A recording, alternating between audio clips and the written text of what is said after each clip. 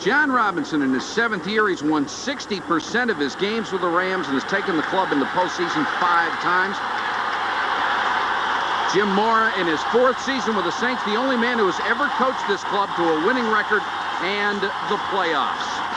The Saints will kick off. Morton Anderson will do the job. Robert Del Pino and Ron Brown are deep to receive. Most of the time, you do not get to return a Morton Anderson kick, especially at the Superdome.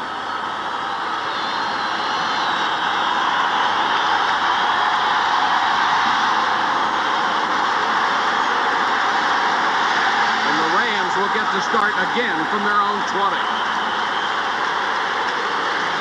Jim Everett has established himself as one of the league's premier quarterbacks. He appears to be over a hip pointer and ready for the stretch run. Henry Ellard will not start tonight because of a pulled leg muscle, so Flipper Anderson will be his big play target. He is averaging a league-leading 30.7 yards a catch. The offensive line is aging but extremely productive. Tom Newberry, the youngster at 26, made the Pro Bowl a year ago.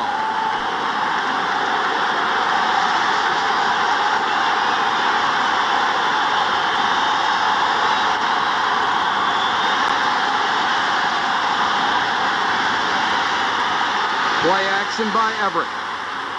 Throws complete at the 35-yard line. Had Flipper Anderson. Toy Cook was with him, but couldn't stop the pass. The Saints lead the league in defense against the run. Noseman Jim Wilkes leads the down lineman in sacks. He has 4. But getting the quarterback is the specialty of Pat Swilling. He's 2nd in the league with 13.5 sacks, all in the last 7 weeks. The linebackers as a group have always been the heart of this defense. A lot of changes in the secondary. The talent and aggressive play of Robert Massey allowed New Orleans to move Dave Waymer to safety. Everett out throwing quickly to Anderson, forced out of bounds, has another first down at the 45-yard line. Massey, the rookie, was out there on coverage. Well, what we saw with the Rams doing, Mike, is they're coming out. First of all, they feel like they can't run the football effectively against the Saints. They're ranked #1 defensively against the run. So what they want to do, because it's a John Robinson football team, they want to give the illusion of running, so they're running play-action passes. That was the first pass. The second one was a little bit of a hitch pattern in front of the corners of the Saints. So look for the Rams to come out and try and throw the football. They've started, and that's what they're going to do tonight. Robert Del Pino, number 39, is checked into the Rams' backfield. McGee in motion. And Del Pino gets the first carry. Breaks the tackle, gets to the 49-yard line. And Del Pino is the guy that John Robinson likes so much, he thinks he's going to be a superstar. And the amazing thing about him is he's only played running back for 3 years. He was a wide receiver at Missouri, played a wishbone halfback. And talking to Jackie Slater yesterday, he said that there isn't a better coach in the National Football League to teach a guy how to be a running back than John Robinson. Robinson called Del Pino a natural football player. He's finally getting more time. Kind of back he likes, someone who accelerates into the hole. 2nd and 6. Everett quickly out to Del Pino. Dives forward to the Saints' 41-yard line. Swilling was out there. Vaughn Johnson, Sam Mills was also in the area. Talking to John Robinson, he said that ultimately what he wants in his backfield is he wants backs that have to be respected as pass receivers, whether they're lined up in the backfield or, as we saw Del Pino on that one, lined up outside wide. That's the big advantage that Del Pino gives him over Bell in the backfield. You also may see something different from John Robinson next year. Instead of the I, a set of split backs, both running backs. Johnson and Holohan both into the ball game. Comes the rush on Everett. Mills chasing it, and Everett unloads. The Saints came with a blitz that time, and Sam Mills at 5'9" still cast a big shadow on Jim Everett. As we talked about, the way that the Saints feel like they can go after Everett, they want to get those feet moving. Now watch Mills, right side of your screen. He comes in right behind Slayton, who's pulling out to block. Now, Tony Slayton goes, whoa, wait a second. Where are you, Sam? And Jim does a good job. Just unloads this one over to the cheap seats. Almost gets to the people down on the floor. 2nd and 10 from the Saints' 41-yard line. Bell is the deep man in the eye. And he'll get the carry. Good block by McGee. Greg Bell to the 35-yard line. Bell 4th in the conference in rushing. Key to this football game is going to be how well the Ram offensive line can block those inside linebackers, Vaughn Johnson and Sam Mills. Of course, Ricky Jackson, who is an amazing story in himself. You know, the doctor said he'd be out 3 months after that, the eye injury that he had in the accident. He was back with a specially constructed helmet in 2 weeks. So, I mean, it just tells you about the intensity of this guy.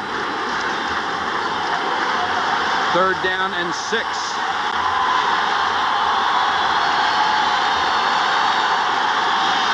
4 wide receivers in the game. 5-man rush. Everett unloads, complete to Cox. Looks like he has the first down at the 30, and he does. Robert Massey, the rookie out of North Carolina Central, was right there. Take a look at Jim Everett's feet on this. You'll see how, and this is what we're talking about. See how he keeps this foot back? That's because Tom Newberry always steps on it, so that's why he lines up that way. See, now he's out of the way, so Newberry can't step on it. Now watch him set. He sets that right foot and then moves forward and delivers the ball. That's what he has to do tonight. See, the Saints, if they can get him pitter-patter and pit-around and give him those happy feet, it won't be a happy night for Jim Everett. Been a happy everything so far. 4 out of 5, 43 yards. First down at the 30. Bell drags Vaughn Johnson with him forward. Johnson is a very underrated linebacker. I mean, you've got Swilling, Sam Mills, Ricky Jackson. There's only so much publicity you can get for guys, and they have 4 tremendous linebackers. Well, it's interesting. Ricky Jackson's a big play guy. Pat Swilling is a big pass rush sack guy. Sam Mills is 5'9". He doesn't belong in there. Vaughn Johnson, he's just a normal-sized guy. I mean, like, you know, it's a what's left for me. This is nothing unique about him, so nobody really talks about him, except he's part of what would be considered in this league now the best linebacking corps. 2nd and 7. Bell. Nice hole up the middle. 20, 15. Down to the 12-yard line. Massey made the tackle along with Mills. There's a flag down. It will be holding against the Rams.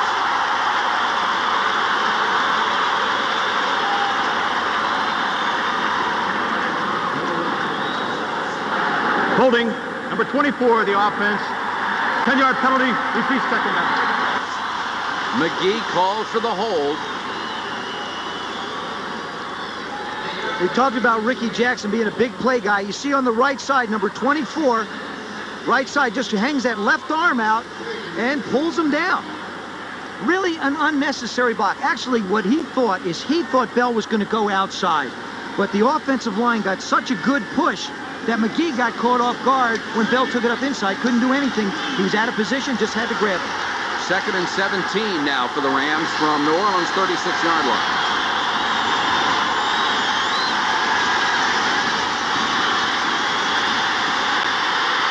Everett with time.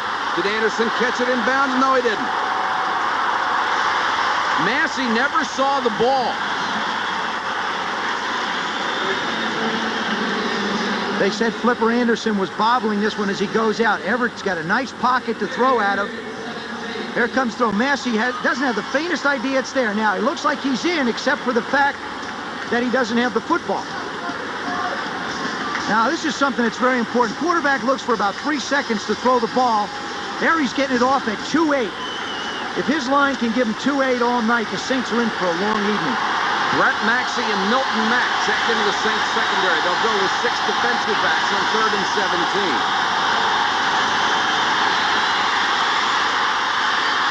Cox couldn't hold it. Once again, the rookie Robert Massey was right there.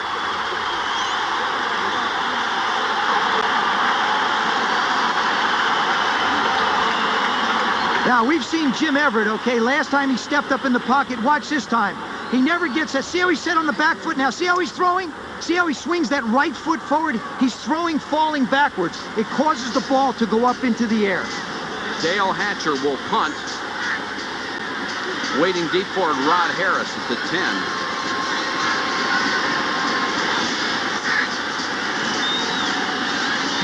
Hatcher tries to kick this as high as he can. Signal for the fair catch made at the 8-yard line. 28-yard punt. But an excellent job by Hatcher to get it inside the 10. We're scoreless first quarter. 0-0 first quarter, 9:32 to go. Rams held the ball almost 5.5 minutes, came away with nothing, and now the Saints will start from their own 8-yard line.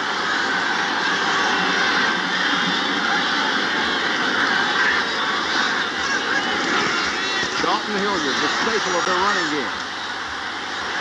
Still driving forward, gets it all the way out to the 15-yard line. Bobby Hebert runs the Saints offense. He is the third-ranked passer in the conference. And with the controlled passing game, he's completing nearly 65% of his throws. The Saints are balanced on offense, 6th in the league running and passing. Dalton Hilliard having a brilliant year, 2nd in the league in yards from scrimmage. It's a good run-blocking line, but because of an injury, Jim Dombrowski has had to move from tackle to guard. He is playing very well there. 2nd and 3 after Hilliard bowled for 7.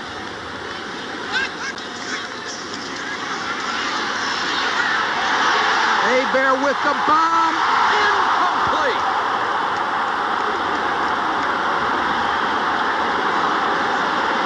Clifford Hicks beaten on the play. And Hebert laid it out there beautifully. Floyd Turner, the rookie out of Northwest Louisiana, couldn't catch it. Bobby Hebert just puts this one up. Floyd Turner is running. Now, he's got Hicks beat something terrible. And he just reaches out and goes through his hand. Right here, you see him reach out for it. Gets those. Actually, if he puts his hands together, it lands in it. He's a rookie. He's still learning. Out of the same school that Bobby Hebert went to. 3rd and 3.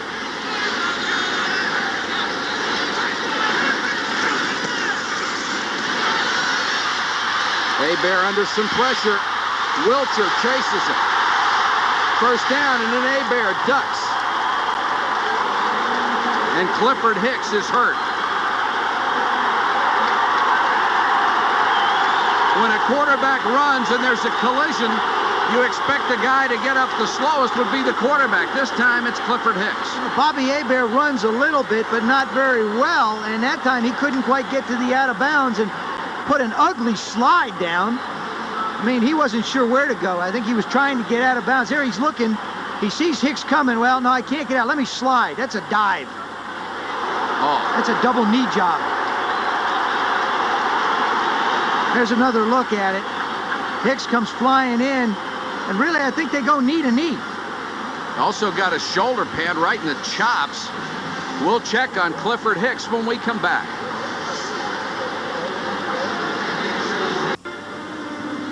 No score first quarter in New Orleans. That's Clifford Hicks, who had to be helped off the field, limping on that right knee. They're attending to him on the sideline, and Leroy Irvin, the two-time Pro Bowler, has checked in at the right corner in place of Clifford Hicks. There's Irvin coming back from suspension for substance abuse in the preseason, then an injured ankle.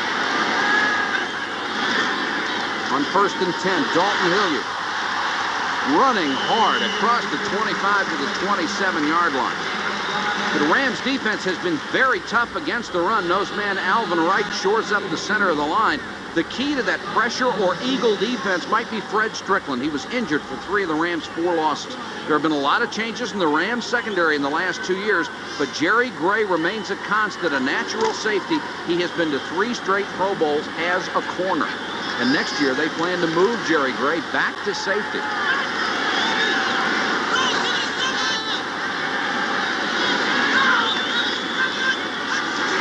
Buford Jordan is the single setback, and he gets the carry. Bounces off of Strickland and 2 other tackles. Gets it out to the 35-yard line, and the crowd really appreciates it.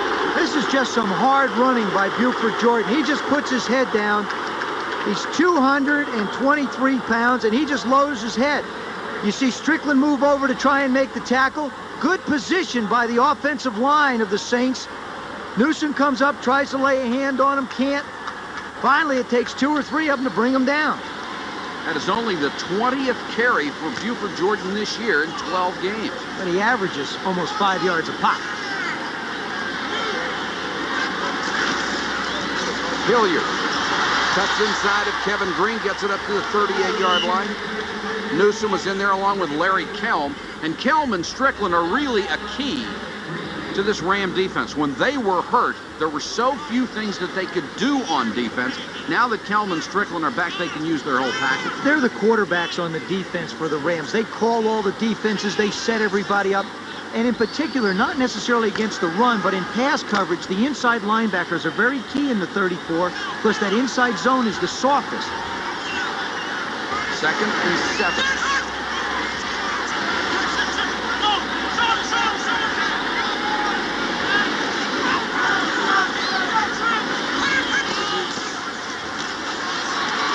Hebert with time. Complete to the 48-yard line. Irvin makes the tackle, but not before Turner made the catch. Bobby Hebert takes that real short set. Very seldom gets past 7 yards deep. Very, very seldom gets past that 7 yards, sets and fires. Now, there's Kevin Green coming on the outside. He just can't get there. He makes a good hard rush upfield, but now all of a sudden the ball is gone. I mean, he's not even close. He gets a chance to circle around after the fact.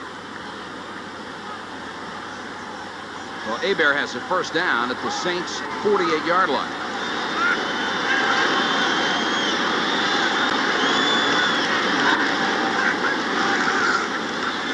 Turner got by Jerry Gray and reached the 45-yard line. So the youngster out of Northwest Louisiana has had an impact here in the first quarter. He can dance. I think that's the best way to describe it. This man can dance. Watch these little feet move up and down. He'll take the hitch. Now, Bobby Hebert just turns, throws it out. Now he's one-on-one with the cornerback. Jerry Gray sets himself. Little move inside, little move outside, and hello, goodbye. Gray tried to really grab the football to cause the fumble, more so than tackle Turner. Gain of 7, 2nd and 3. Approaching the 4.5-minute mark, first quarter.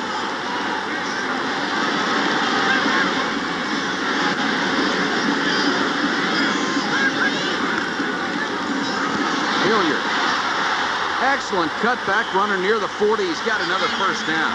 You know, both of these teams really had their swoons this year. The Saints got off to a terrible start at 1-4. The Rams at one period went 0-4. So they have both come back. The Saints, since that 1-4 start, have won 5 of their last 6. And Jim Moore and his coaching staff deserve a lot of the credit for holding the team together because they could have given up very easily. Well, when you talk to Jim Moore, if you ever watch his practice habits and the way he sets his football team, it's all business. Everybody is disciplined. If they do hit a slump, it's because they're not executing on the field. It's not because they're not prepared. 10th play of the drive coming up. Clifford Hicks, by the way, has a sprained right knee. He may be able to come back. Hebert with a lot of time, dumps it off. It's his fullback, Buford Jordan, a little check down pattern, and he has another first down at the 25, gain of 15. Bobby Hebert seems to be bouncing back from last week's horrible performance. I talked to him in the locker room Friday at practice, and he said, you know, I just played terrible. But it was little things like the receiver not coming back to me a little bit, and I was a little bit off with throws. And, you know, he takes full responsibility for it. But this guy has really got total command of his offense. And you look at the numbers he puts up for a completion percentage, almost 65%. And that includes that very bad game he had a week ago. Hilliard. Dalton Hilliard down to the 20-yard line. You know, Mike, the Rams don't want to do it. They don't want to blitz. They want to play the zone. They don't really feel that they have the people back there to blitz with right now. But in all honesty, I think the only way that they're going to shut down that Saint offense running the football is to get some of the safeties involved and bring the linebackers up a little closer to come after them. 2 long drives in this first quarter. The Rams 5.5 minutes, no points. The Saints have had the ball for about 7 minutes.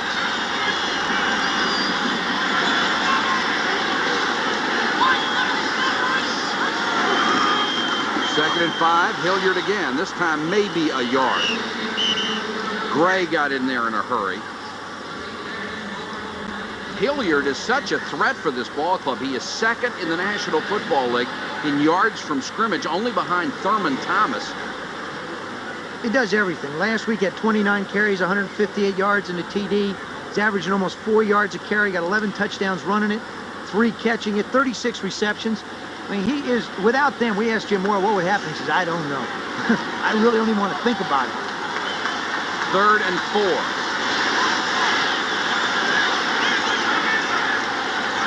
Hebert will go to the shotgun, 3 wide receivers to the top of the screen.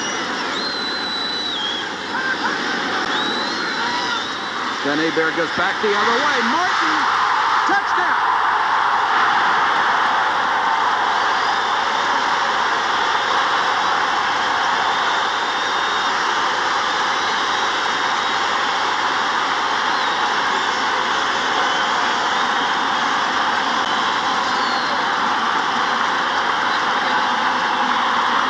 Hebert just sets, reads the defense. Eric Martin on the post.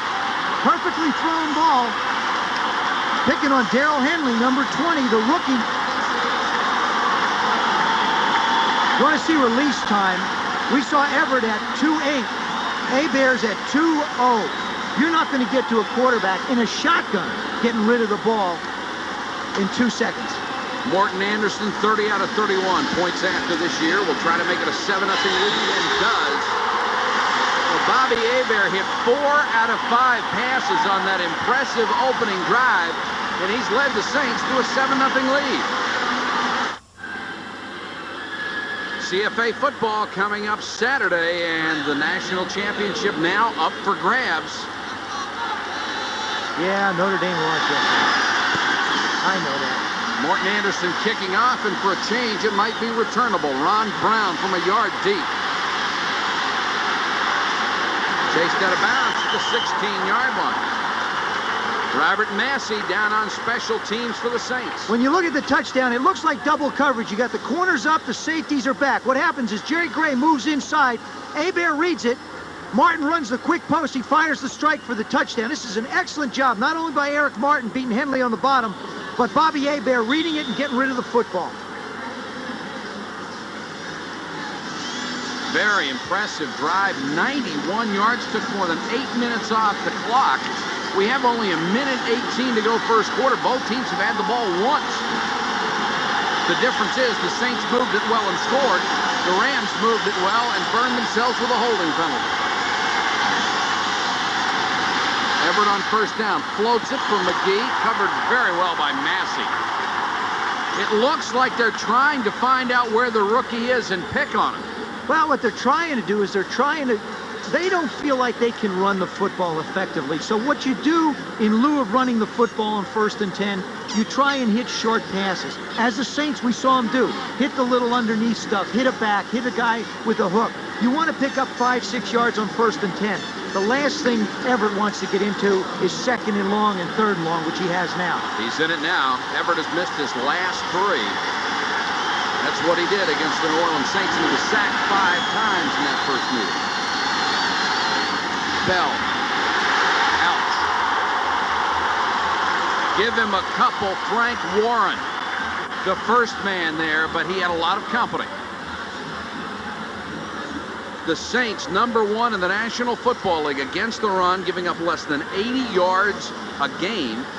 And they've held opponents under 100 in 8 straight. So you don't come out with a running game plan. Hey, I was talking to Ernie Zampese down on the field. He says we're going to have to run just to keep it somewhat respectable, but we can't beat them running the football.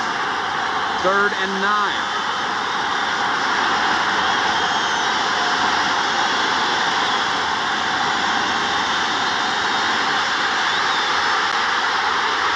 Nowhere to go. Ricky Jackson will get credit for the sack, but Jim Everett just couldn't find a receiver. Well, what happens that time is when the Saints can rush just 4, and you'll see them. They have 4 guys rushing, and they're going to drop 8 back into coverage. Now, Everett feels the pressure coming up the gut. See, that's the problem. He's a big guy, and he's got to step up front. He's not real nifty. Hatcher to punt to Rod Harris. Low line drive kick, and Harris up to take it at the 48. Only got a 4-yard return, but did a good job to catch the ball on the fly. A 32-yard punt, a 4-yard return. Mike McDonald made the tackle.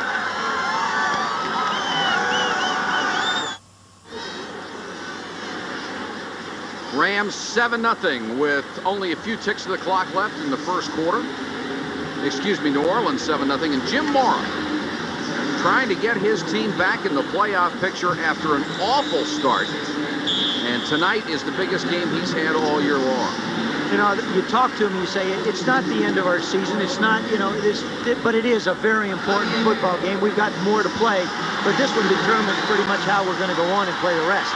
Saints come out with 3 tight ends, Brenner, Tice, and Scales. The lone setback is Hilliard.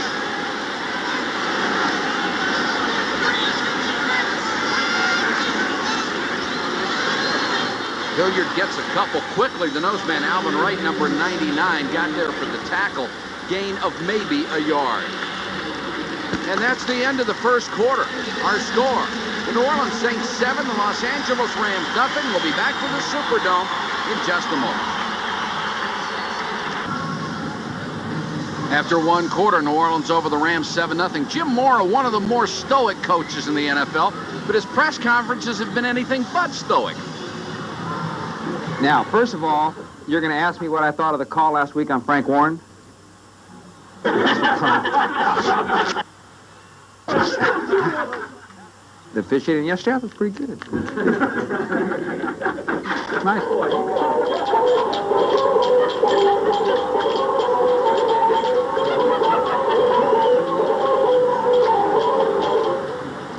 Go ahead, Mike. That was about a month and a half ago, and the media provided the dancer for Jim Mora. I don't think he really knew how to react. You know, so I wouldn't either. You know, it's almost a hate-love affair down here. It seems like they only throw 7 passes in the second half of the last 2 games, and he's not satisfied, or the public's not satisfied, the media's not satisfied that they're winning. 2nd and 9.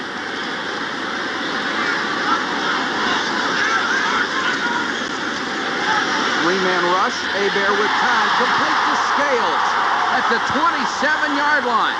The tight end, Greg Scales, gets his 7th catch of the season. A wide receiver out of college. He's now up to 253 pounds. Watch this, left side of your screen. Number 83 goes down. Just runs a simple little corner pattern. What happens, you bring people in tight. What you do is you close down the football field and you work to the tight ends and the backs. Now here's Larry Kellum inside, going back, dropping into the zone, but he gets in a dead area underneath the secondary people, just the other side of the linebacker. Scales, the tough tight end to cover. He has some speed. Dalton Hilliard, nice hole off the right side to the 17-yard line. Sean Miller downfield to make the tackle. Buford Jordan, a nice lead block. Dalton Hilliard showing why he should be a Pro Bowler. Made all the moves right here outside. Watch the sharp cuts. This is what happens when you play on a carpet and you're a little guy. See how he cuts back behind the tackle, puts a move on Newsome, now continues to spin and keep his feet going. Big key for the Saints, though, and you saw it at the end of that replay, is their linemen get downfield and try and chip people off the tackle. 2nd and a yard.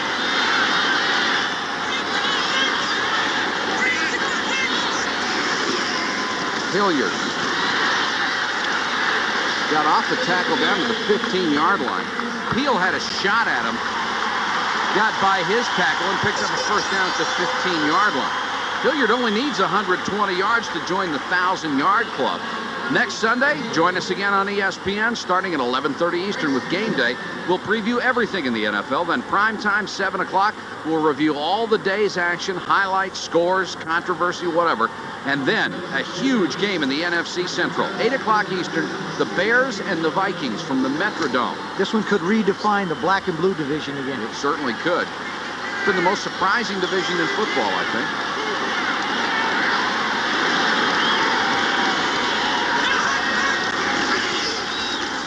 Toss to the fullback, Buford Jordan. Excuse me, Dalton Hilliard with Jordan in front of him. He picked up a couple. John Robinson has not had much success here in the Superdome. Hasn't been able to score too many points, and the Saints have handled the Rams very well. Right now is when the Rams have got to do something different. They line up in that zone, and they're playing that bend, don't break defense. It's not working. They're going to have to bring the linebackers and the secondary people up and do something to upset the rhythm of the New Orleans Saints. There's how they rank inside the 20. Hilliard to the 9.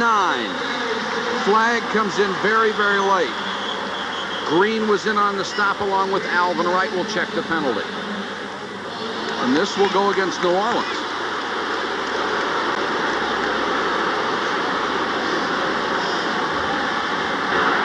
Holding, number 85 of the offense. 10-yard penalty. Repeat, second down. Tight end Hobie Brenner.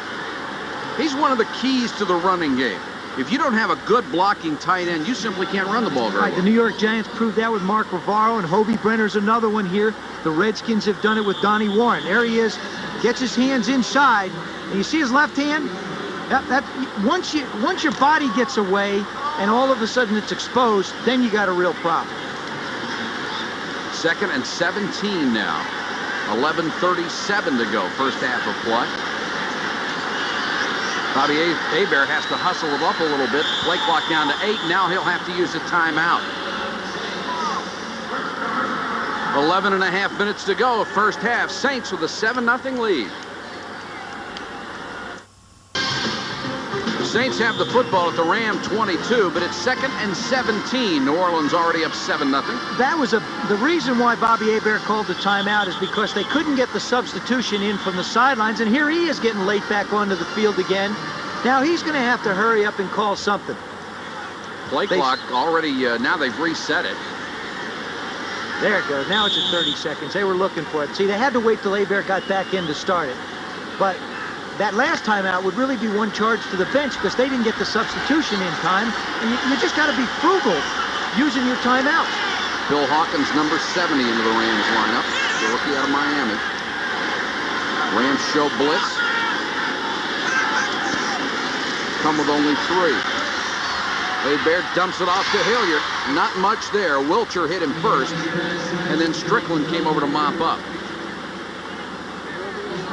Strickland's one of those guys who's got everything. Speed, size, instincts to play the game. Just a terrific player out of Purdue. A lot of times he plays over the nose, drops back out. We've seen the Rams drop 9 back into coverage, just rush the 2 defensive ends. Now, that's even more of a problem for a quarterback because a lot of times you're looking for somebody to put pressure on you, not having all those shirts to throw through. Saints are the best in the league on 3rd and long. They face 3rd and 14 here.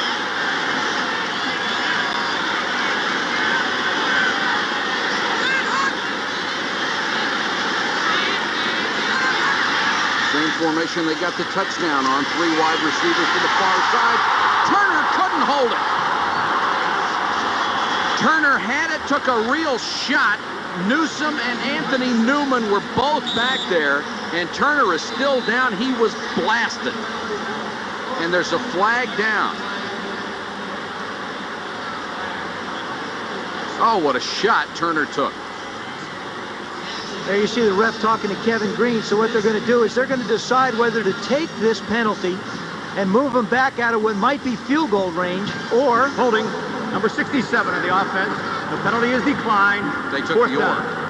what was the or decline it. Hebert puts this one exactly where he wants to, reads the coverage. Now Turner's running up the seam in the zone, thrown a little bit behind him. Yeah, he gets his hands open.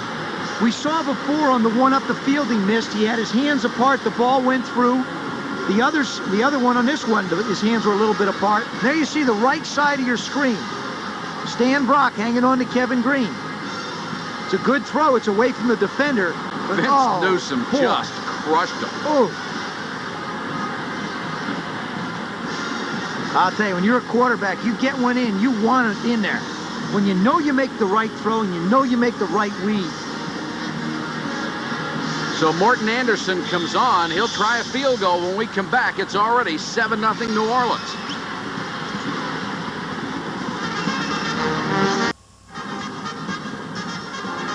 Floyd Turner able to leave the field under his own power. It looks like he'll be fine after that crunching hit in the end zone. You know, I don't necessarily agree with refusing this penalty because now Morton Anderson's going to take a shot at a 36-yard field goal. It was 3rd down and 14 anyway. You back him up 10. you got a chance for an interception, a possible fumble recovery. It's going to be 3rd down and 24. The likelihood of a touchdown isn't necessarily that great, so I would think percentages would have been in your favor to take the penalty. John Forcade, the holder. Anderson has had a good year, but not a Morton Anderson year. He makes this and is now 15 out of 20 on the season, and the Saints have taken a 10-0 lead. Anderson, the most accurate kicker in the history of the National Football League, ahead of Nick Lowry and Gary Anderson.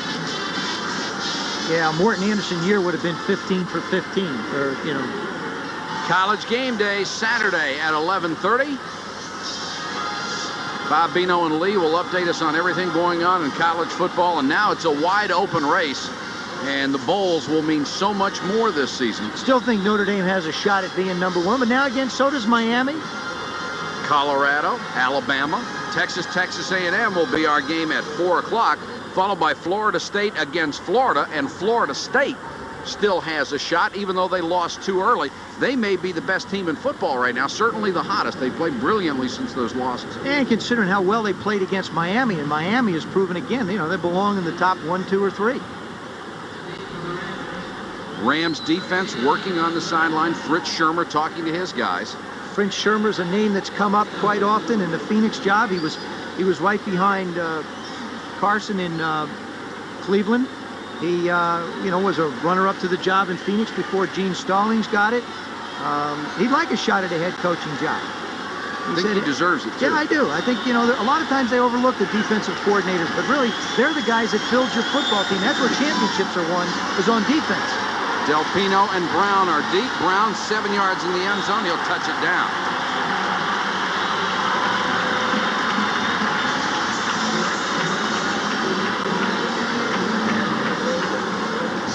Last scoring drive, only 25 yards, took nearly 5 minutes off the clock, and Anderson with a 36-yard field goal has made it 10-0. So the Rams have to start at their own 20-yard line, and they have not done a very good job offensively in this building. I think at times you give the defense too much credit, and they may be giving them too much credit to stop the run. Bell is the tailback. Everett on 1st down to McGee, almost intercepted. Jackson knocked it away. Mills almost picked it off. Excellent coverage by Ricky Jackson. Ricky Jackson knows exactly what he wants to do. There you see the left side of your screen. This ball gets tipped at the line of scrimmage. It gives Ricky Jackson a chance to make a play on it. Buford McGee very lucky just to get a hand on it and knock it away. There's a normal face right now. That's Pat Swilling's face mask. There's Ricky Jackson with all the additional hardware. In a terrible automobile accident earlier this year. Bell, no chance. Vaughn Johnson stepped into the gap and brought him down. And the Saints are throttling the Rams. I think the Rams, what it looks like to me, Mike, is the Rams are figuring they want to throw the ball short. They've gotten out of what they do well. On this play, they try and run off tackle. But hey, you got those linebackers wiping off inside. Vaughn Johnson making the play. I think with Flipper Anderson and Aaron Cox, you got to stretch it out a little bit. You got to make the Saints think deep and then go short. Greg Bell, 4 carries, 5 yards, and they love defense in New Orleans. Comes the blitz. Swilling almost got there. Anderson made the catch. Look out. The guy can fly. Raymer held him up. He got to the 40-yard line. Flipper Anderson, who leads the league averaging more than 30 yards a catch, just got 43 on that one. Sometime a little bit of luck will go a long way. Everett's looking downfield. He said Swilling comes in hard from the right side. I don't think he's throwing that ball to Willie Anderson. I think he's throwing it to Del Pino, who's in front. But as it turns out, Anderson winds up with it, and when you're a quarterback laying on the ground, you don't care who's got the ball as long as it's one of your guys. Look at Swilling take the corner on Irv Pankey. That's what he said he'd do.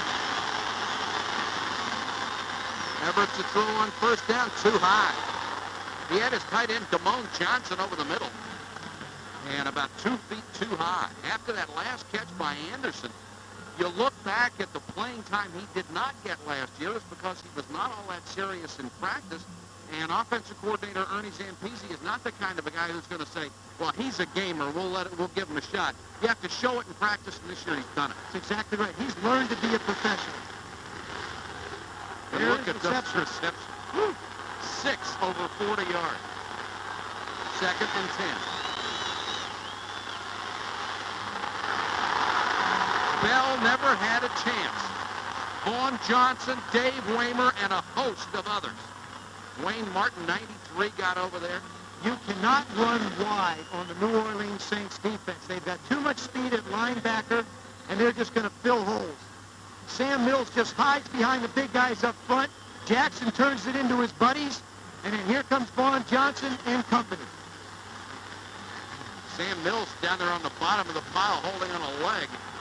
And Pat Swilling says, wait a second, I need my picture taken too as a part of the package. These guys can play. 3rd and 8.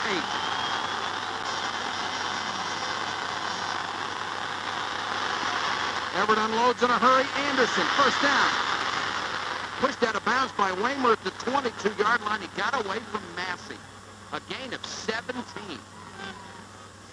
Everett's not going to have a lot of time to throw, but once he sets his back foot and delivers it, this is what he's able to do. Anderson does a good job. Massey breaks on the ball as well, but Anderson comes back to the ball. And there he just does the old loop around and decides it's better to go out of bounds and come back for another play than take Dave Waymer on head-to-head. Anderson will be the primary target because Henry Ellard, who's wearing the cap, is out with a pulled muscle in his leg. He leads the league in yardage.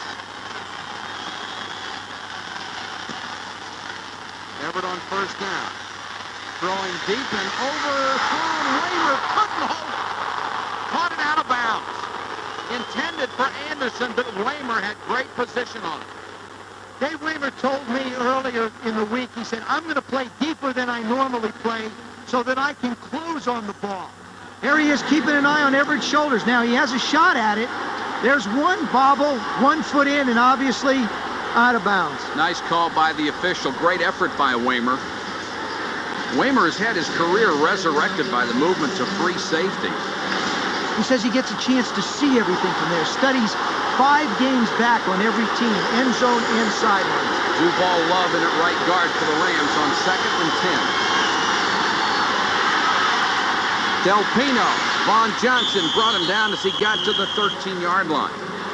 The Rams have scored 1 touchdown in their last 4 games in the Superdome, and that was a replacement game.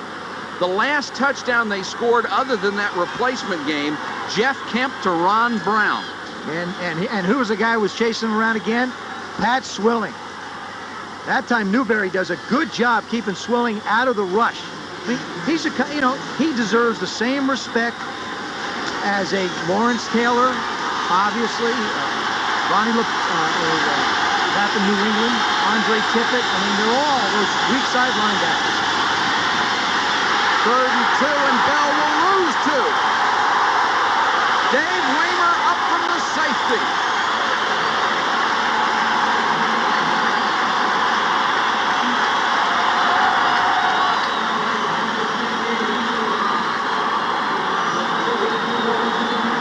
Waymer's up in the line. There he comes. You see him just sneak up late on the left side of your screen. Just jumps through where the tackles are. Makes the play. Lansford, who has hit 17 out of 20 field goals this year, is on to try one from 32 yards. And he puts the Rams on the board.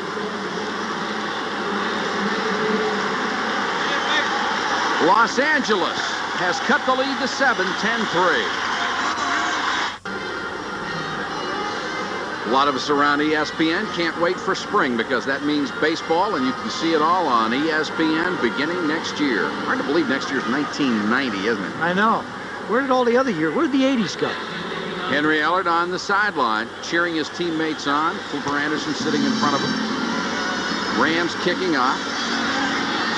Taken by Rod Harris. Big haul up the middle. Flag is down, and so is Harris at the 35. Will check the penalty. Jerry Gray made the tackle. You know, really, that's one advantage, Mike, that a team has that's playing the Saints, with Morton Anderson kicking the ball in the end zone so often, nobody returns it, you can't get penalties like this. I mean, the Saints don't have the fortune to go against guys like that. Holding, number 51, on the return, 10 yards, first down. See, the Saints get a return, and most of the time, like on every return in the league, they wind up with a penalty. There's Anderson, the weapon on not only field goals and points after, but on the kickoffs. Brett Farinez is the guilty party, number 51. Now, he's the man that was being held. So they'll move it back to the 14-yard line, and Hebert and company will start from there. There's Farinez describing what happened to him.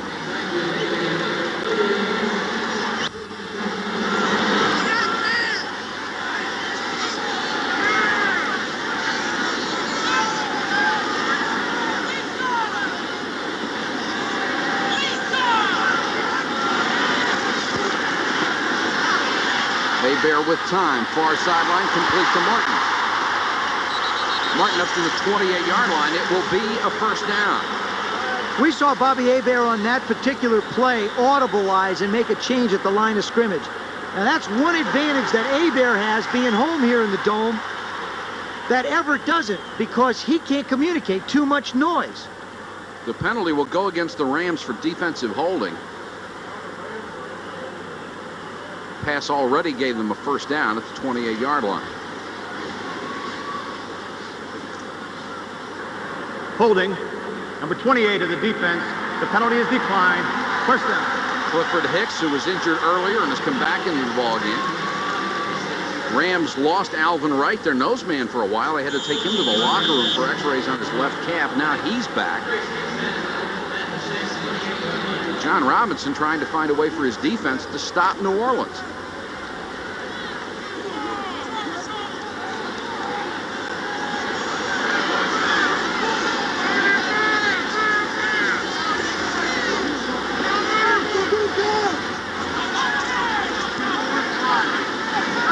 Split the backs again. Hebert with a pump, and Wilcher got him from behind. He unloads, but they'll whistle the play dead. Mike Wilcher, the 7-year veteran out of North Carolina, gets his 5th sack of the season. Well, what the Rams are doing is they're giving Hebert one look, then they're jumping around and confusing him a little bit. Here, he wants to go outside wide. He makes the pump, but Wilcher, who's really a pass rusher, that's his role on this football team, is to get to the quarterback. He's not asked to drop into coverage very often, and he did his job. He went after the quarterback. But what the Rams are trying to do now is they figure, okay, we can't line up in this zone. We'll just give Bobby a bunch of different looks and make him think. Wilcher got around rookie left tackle Kevin Haberdink, who they feel is going to be an excellent player in time. On 2nd and 13, they'll give it up the middle of Buford Jordan. Back near the original line of scrimmage. Bottom of the pile, Mike Peel, number 95. The Saints very seldom wind up in third and long. This is not a favorite for anybody, but New Orleans, they want to work from 3rd down and 4, 5, and 6. They feel very good about converting it. They're 4th in the league in 3rd down conversions because they have the short yardage all the time. Nobody makes a high percentage of 3rd and longs. And their passing game is not set up to go deep. They don't throw the wide receivers a whole lot. 2 wideouts to the near side, now make it 3. And Hill goes wide right.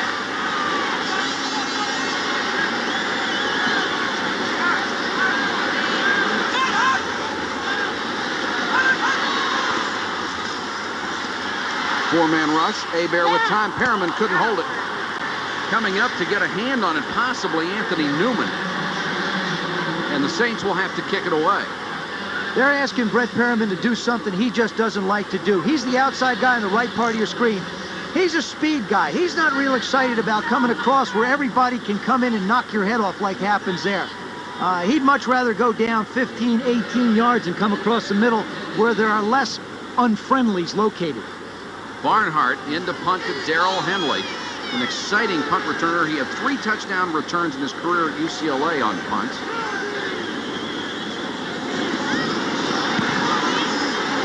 Beautiful kick by Barnhart.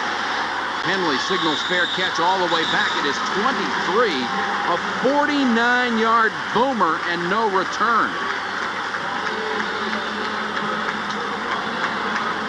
If you joined us late, we're at the Superdome in New Orleans, and here's the storyline. The Rams simply unable to rush the football. Bobby Hebert, a good first half so far.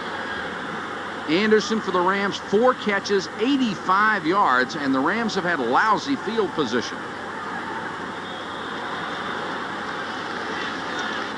This time they'll take over at their own 23-yard line. I still got to believe they've got to try and stretch it up the field a little bit with Anderson as well as Cox. Anderson and Cox both to the near side. Del Pino put his head down and got across the 25-yard line. Jim Wilkes, the nose man. First guy there. Wilkes, a great technician, had been a defensive end all of his career.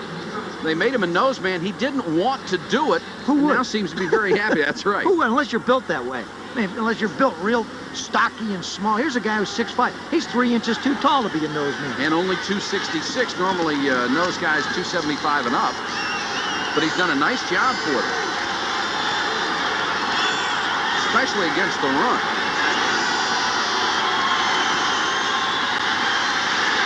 Under pressure, Everett unloads, incomplete. Toy Cook out there right on top of Damone Johnson. Saints are just not buying the run fakes. I mean, they don't even break stride. When he makes a play action fake, they ignore it completely because they figure they've got it covered with everybody else. So somebody's always in Everett's face. Jim Everett with some pretty decent numbers. You see them right there, but they've produced only a field goal. Sometimes those numbers can be deceiving, and they are in this one. Fast moving first 2 periods of play, 3:18 to go in the half. Comes the blitz, Everett with time. Anderson, contact with Massey, no flag. Well, they went up the field with it. That time Everett just couldn't set in the pocket and throw. The big thing about pocket passers is you want to get a push up inside with your tackles. That's why the center and the 2 guards have to do a good job. Flipper just goes flying by Massey, and he's gone. But this ball is going to wind up being underthrown, and you know, I think that's pass interference. I got to be honest with you. He doesn't really make a play on the ball. He does after contact. Hatcher just got it out of there. Harris waits at the 28. Trying to get outside and gets it back to the 36-yard line. 7-yard return after a punt of 46. Anthony Newman downfield to make the tackle.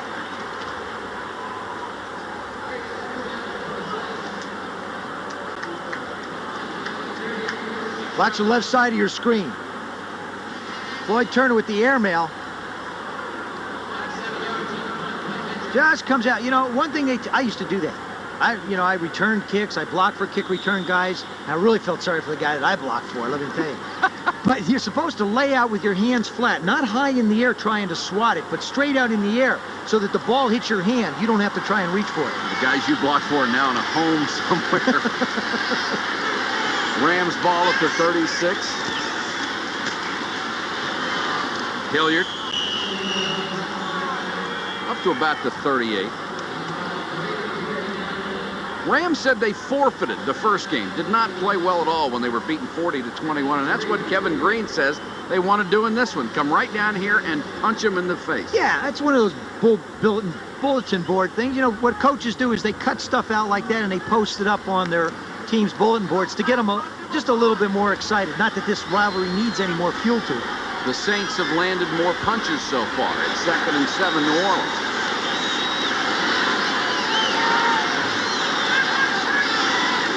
Rams show blitz, and here they come. Hebert crunched at the 30. Kevin Green, the first man there, then Strickland finished him off. Oh, yeah, but Strickland put the hit on him. Green had him by the legs, and Strickland just flat nailed him in the back. There's a punch in the face for you. Kevin Green coming around the outside. Now, what happens here is Hebert takes a play-action fake and just gets deeper, but there's a shot that really nails him. He may not feel that one today, but he'll feel it tomorrow. Strickland, 250, got a perfect shot on the quarterback. We've come to 2 minutes at the Superdome. and the Saints lead the Rams 10-3.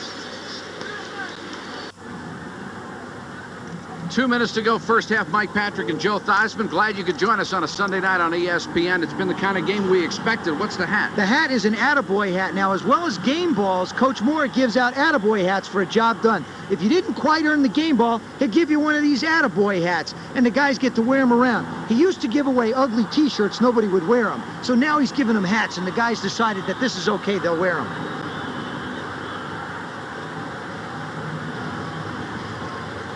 Jim Mora's team now facing a 3rd and 15 from their own 30-yard line. Blessings to everyone. Now this guy's into it. That's right, the Lone Ranger. Everybody wondered where he went. Came down here to root for the Saints. I'll bet this is one of the guys that used to wear a bag on his head down here, too. That's right.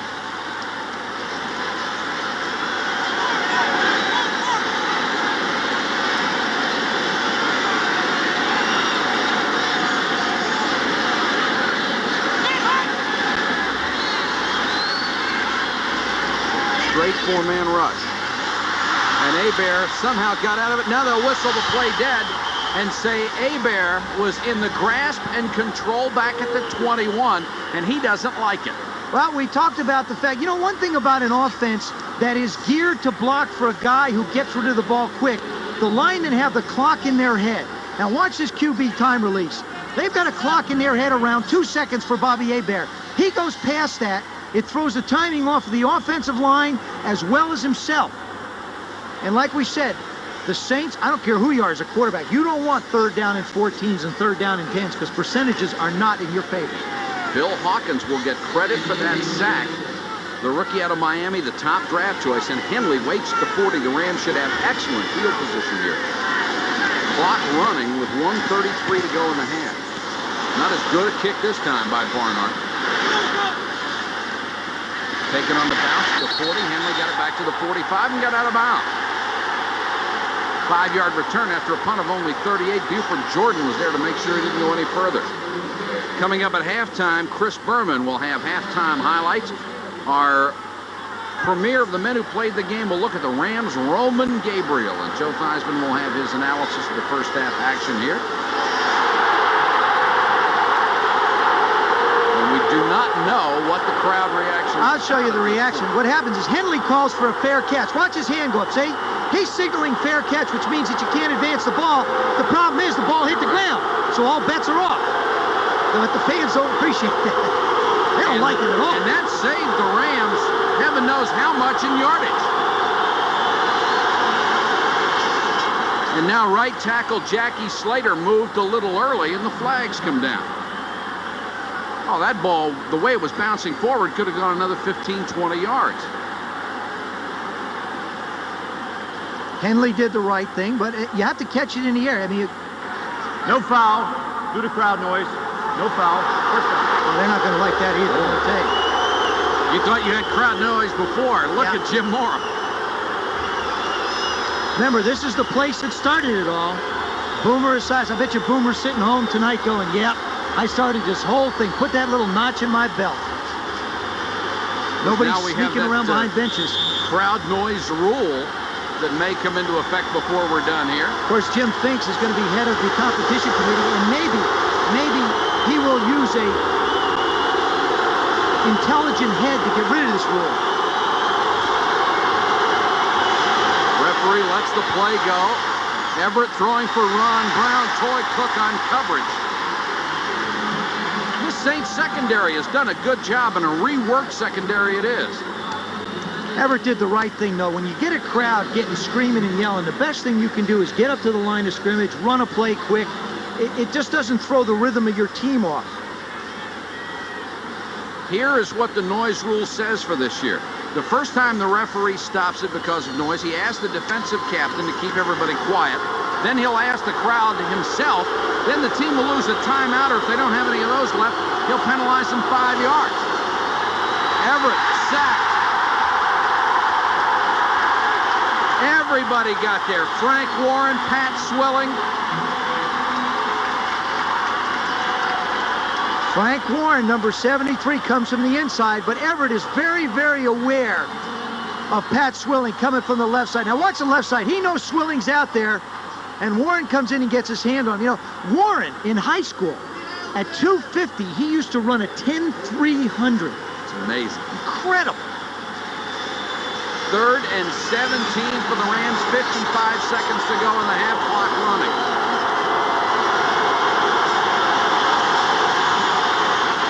Quick out, intercepted, picked off by Massey. Massey, touchdown. Hold it, they'll call it back. They will call the play back, saying Massey was down by contact when he made the interception. All that has to happen is the wide receiver touch him, whether it's a foot, a finger, anything, and he will be considered down. Moore didn't think he was down. Everett makes the throw, trying to hit Cox. Now Massey makes the catch. Right there, the question is you can't quite tell whether Aaron Cox hits him or he doesn't hit him. There's another look at it. Again, hard to tell whether his hand hits him at all or anything. In all honesty, there's the eye. Now there's the contact right there. He's coming off. His thigh rubs against Cox's left arm. So it's a good call. Down by contact. 40 seconds to go. Hebert almost picked off by Jerry Gray. That ball took a long time getting to Lonzell Hill. Well, you think those hitches are safe plays. Now what we've seen is Everett throw one, get picked off. Now here Hebert almost gets one. Throwing to Mo Hill. Keeps it down low inside. And Gray just breaks on it. Oh, and he's got a shot at it. Just sneaks through. The replay booth did look at the Massey interception and confirmed that there was contact on the play. 36 seconds to go in the half. See if the Saints can convert that break.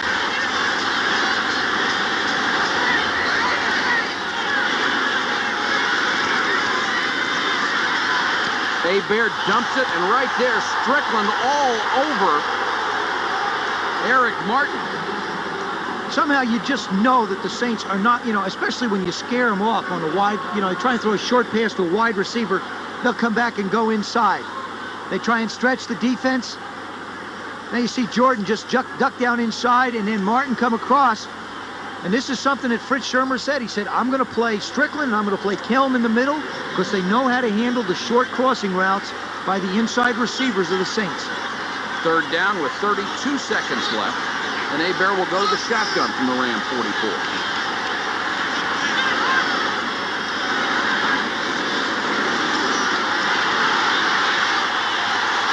Hebert for Perriman, and right with him was Leroy Irvin. Perriman, their fastest receiver, could not beat Irvin that time. The ball was overthrown anyway. And Leroy Irvin on a sore ankle that still bothers him. This ball is just overthrown. Little incidental contact, ball thrown down the field. Bobby Hebert, normally an exceptionally deep, good thrower.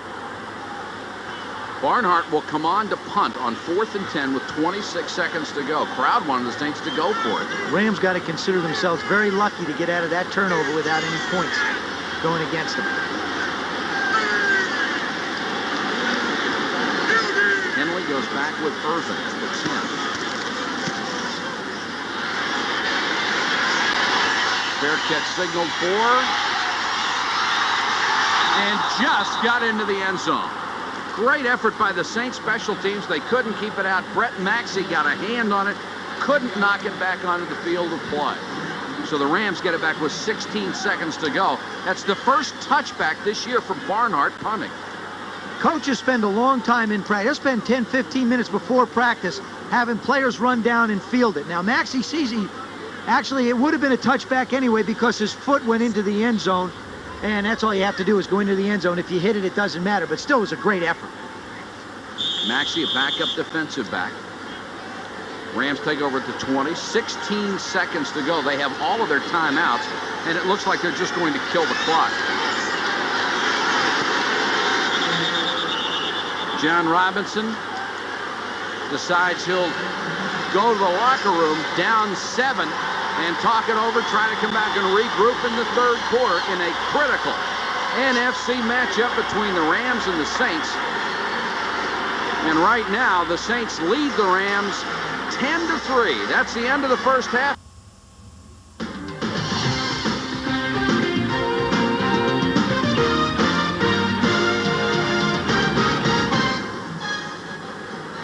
Ready to start the third quarter at the Superdome in New Orleans. You're watching the Saints and the Rams on ESPN. The Saints were the only touchdown of the ball game. Field goals offsetting each other, and the Rams will kick off to start the third quarter. 65,000 fans here. There is Lansford. He'll do the honors. You know, people here in New Orleans have been a little short-tempered with the Saints this year, and they really have some short memories. It wasn't so long ago that they called these guys the Aints. Well, you know, I think it goes back to the last couple games. They haven't thrown a lot of passes in the second half of their 2 previous games, and the people want to be entertained as well as one. Harris got it back to the 20-yard line. Take a look at the first half stats. Well, one jumps out at you, doesn't it? 10 rushing yards. And really, the Rams aren't even surprised at that. They would hope to do a little bit better. But obviously, rushing yards is, you know, they're not going to do it. It's the bottom line. 3 sacks by the Rams, 2 by the Saints in the time of possession. Something the Saints are really interested in. They've kept it 17:03 in the first half. You got to figure. The other guy doesn't have the ball. They can't score. Hilliard, the deep man in the eye.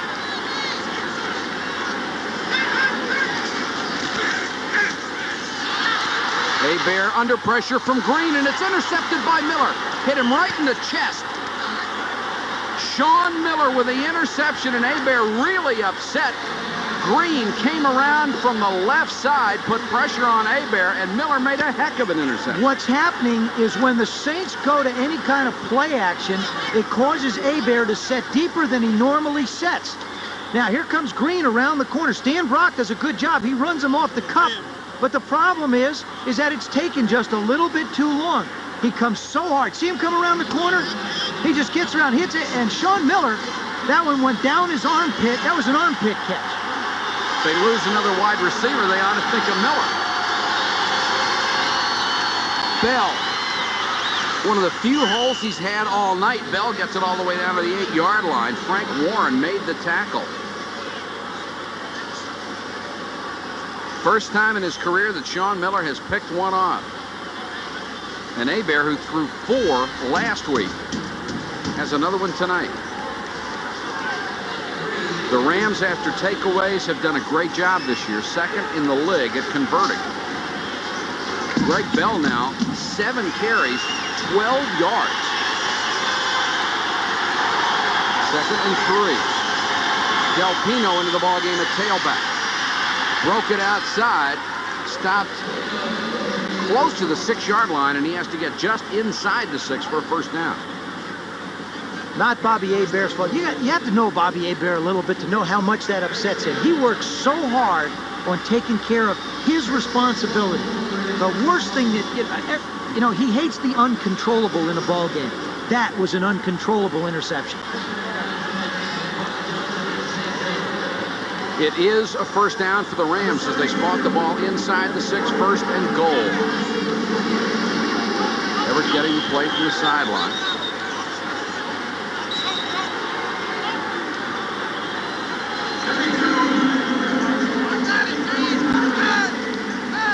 This is where it's really going to get tough for the Rams. You know, they run the ball to get down here a couple of plays, but it doesn't get any easier down this close. Anderson, the single wide receiver, goes right. McGee, the fullback, bouncing off tacklers down to the 2.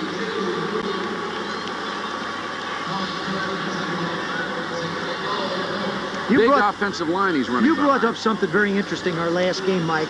We saw in the last football game with the Indianapolis Colts, giving the ball to the first guy when you're down close, when you get those linebackers coming up high, wanting to hit the second ones.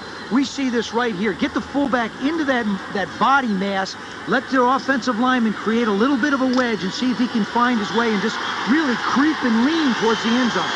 And this is a veteran offensive line.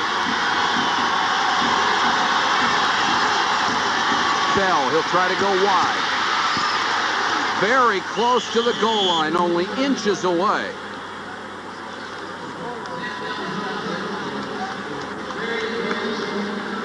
Maxey, Mills. We talked to John Robinson yesterday, and the one thing that John said, he said what scares him most and what his offense has to do is they have got to make 3rd and 1s, and they have got to score inside the 5 if they're going to beat the Saints. They got both of them right here, right now.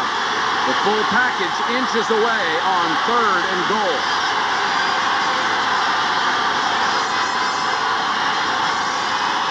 And Everett wants to throw. Takes the sack at the 6-yard line. Jackson and Mills in his face. They tried to cross them up on 3rd and inches, and nobody there.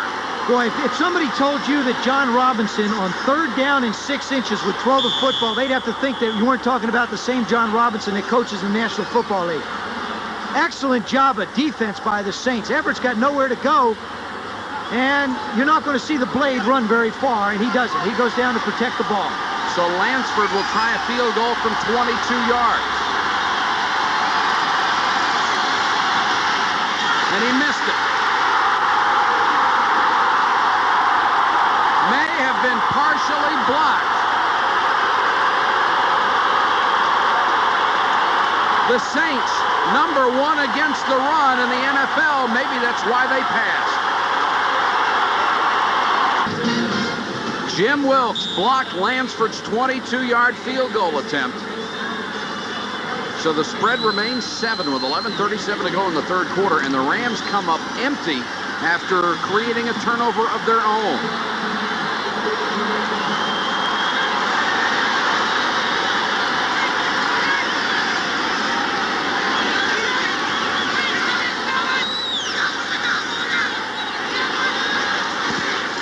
Dalton Hilliard got a seam and picked up maybe 3.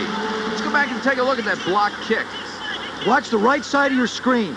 Jim Wilkes, number 94, is going to slide through on the inside. And a really good shot. You see him sneak through the seam. He gets through on Tony Slayton. That big palm goes up and swats the ball away. Swats it just a little bit to the left. Had enough impetus to go through, but Wilkes steers it outside. And Coach Moore loves it as well. The Rams must hate coming to this building. In 5 games, they don't have a touchdown except for the replacement game.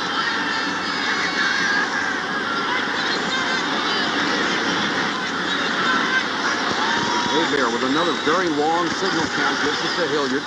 Moves the pile forward to about the 25-yard line. Mike Field, the first man in on the tackle. What the Rams are doing is when the Saints come to the line of scrimmage, they're giving them one look. And then as Hebert starts his cadence, and a quarterback does this, you look around and you look, and all of a sudden Strickland jumps in, Strickland jumps out, Kelm moves over, they kick a tackle down. Now your mind starts thinking and saying, oh gosh, they're taking away the play I really wanted to run, or do I have to audible? What the Saints are doing now on offense is they're thinking instead of playing. And they face a 3rd and 5.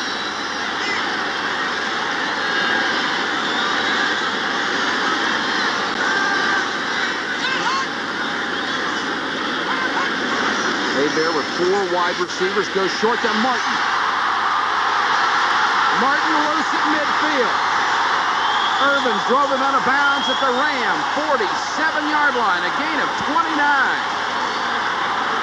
That short passing game, and with receivers like Martin, it can turn into a big play. At 3rd and 5 and 36, there isn't anybody better than Bobby Hebert. Martin does a nice job. Oh boy, he gets Anthony Newman to move his feet and then just ducks inside. Bobby Hebert gets rid of it real quick, and there's one tackle missed by Newman, another one by Gray, another by Newsome.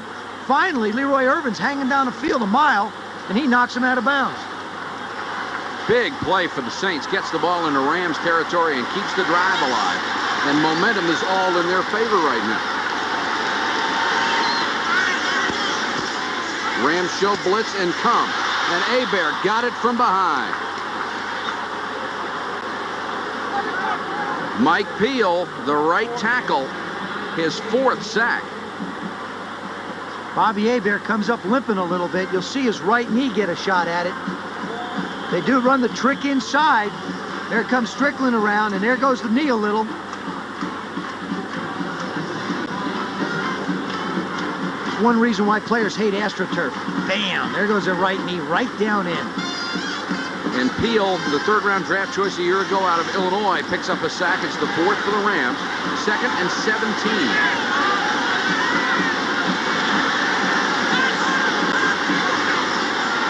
Delay to Hayward, and he fell down.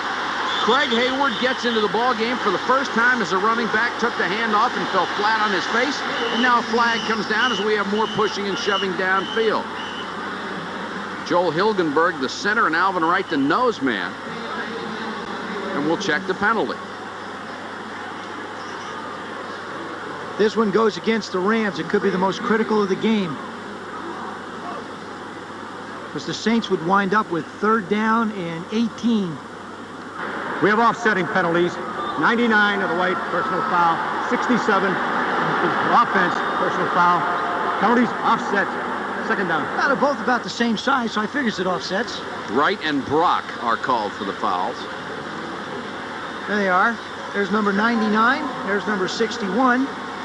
They meant number 61, not Brock. Hilgenberg. There's one. There's a little shove. So Stan Brock unduly accused. It's 3rd and 20 from the 44.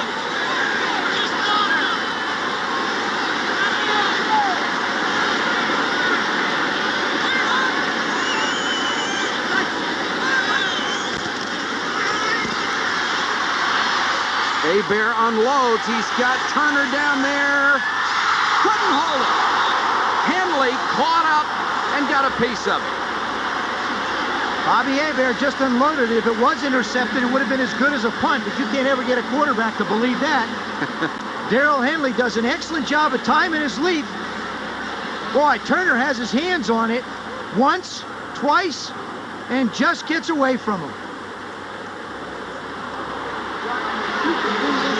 A catchable ball, and Turner could not come up with it.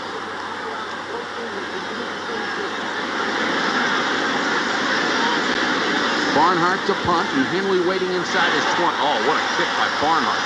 He killed it. Bounces out of the end zone. Punt of 56 yards to net 36 as they'll start at the 20. So the Saints, with 8:33 to go in the quarter, still lead by a touchdown.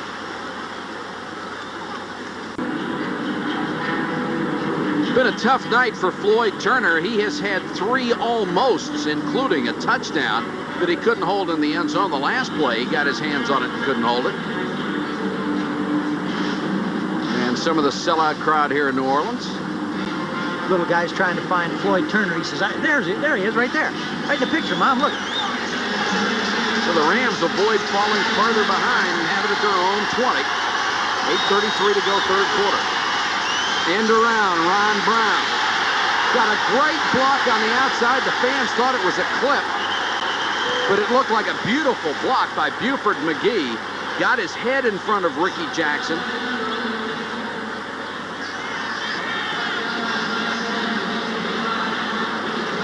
Ron Brown's had more rushes than he has receptions. There's the reverse. They try and get those linebackers flowing. They just don't bite. Ricky Jackson stays home. 2 nice jobs. It's not a clip because he got his head and shoulders in front. Threw himself down to the carpet to make the block. Ron Brown has been unable to break one of those this year in spite of his great speed. Everett, the quick out to Anderson, across the 30 to the 31. Toy Cook took him out of bounds.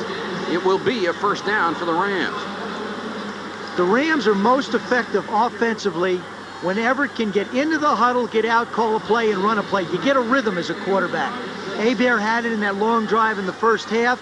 Now Everett has it now. He comes out, he walks in, he makes a call, he breaks the huddle, he gets to the line of scrimmage. That's the rhythm you want to get in. Flipper Anderson, 5 catches. That's a season high, 91 yards. That's under his league-leading average of 30 a shot. Everett again out to Del Pino, and Del Pino is decked by Robert Massey. Good job of hanging on to the ball. Massey is an impressive-looking rookie corner.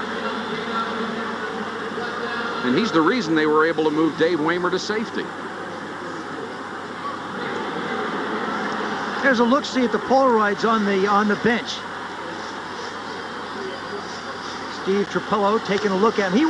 What he wants to know is where they're lining up on defense. These are snapped just as the ball is snapped, so they can see the movements and the stunts that are going on up front. 2nd and 7, Greg Bell, absolutely nothing. Boy, good job by Jim Wilkes and Ricky Jackson inside. Swilling and Del Pino going at it a little bit. We haven't called Swilling's name tonight, and it's because Irv Pankey's doing a real good job on him. And anytime that you're the featured pass rusher and a sack artist, and you can't get to the quarterback, it gets more and more frustrating as the game goes on. Swilling with 13 and a half sacks, and he's gotten them all in the last 7 weeks. 3rd and 6. Draw play, Del Pino, 1st down and more. Del Pino all the way to the Rams' 48-yard line. Cook and Maxey were there to bring him down.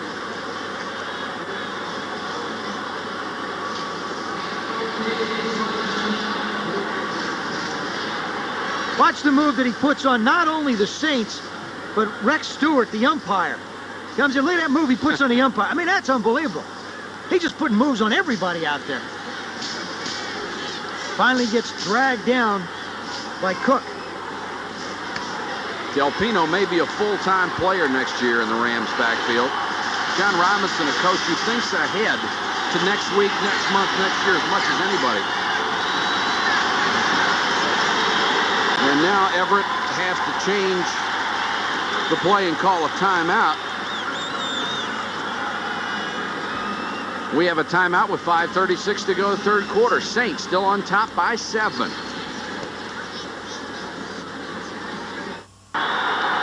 Well, this is the confusion that caused the timeout that Jim Everett had to call. Jackie Slater, number 78, is telling Tony Slayton something. Then he walks over, tells Everett something. Then he tries to go back over and play tackle. He's trying to tell everybody what to do up front, and he just can't do it. 1st and 10 Rams.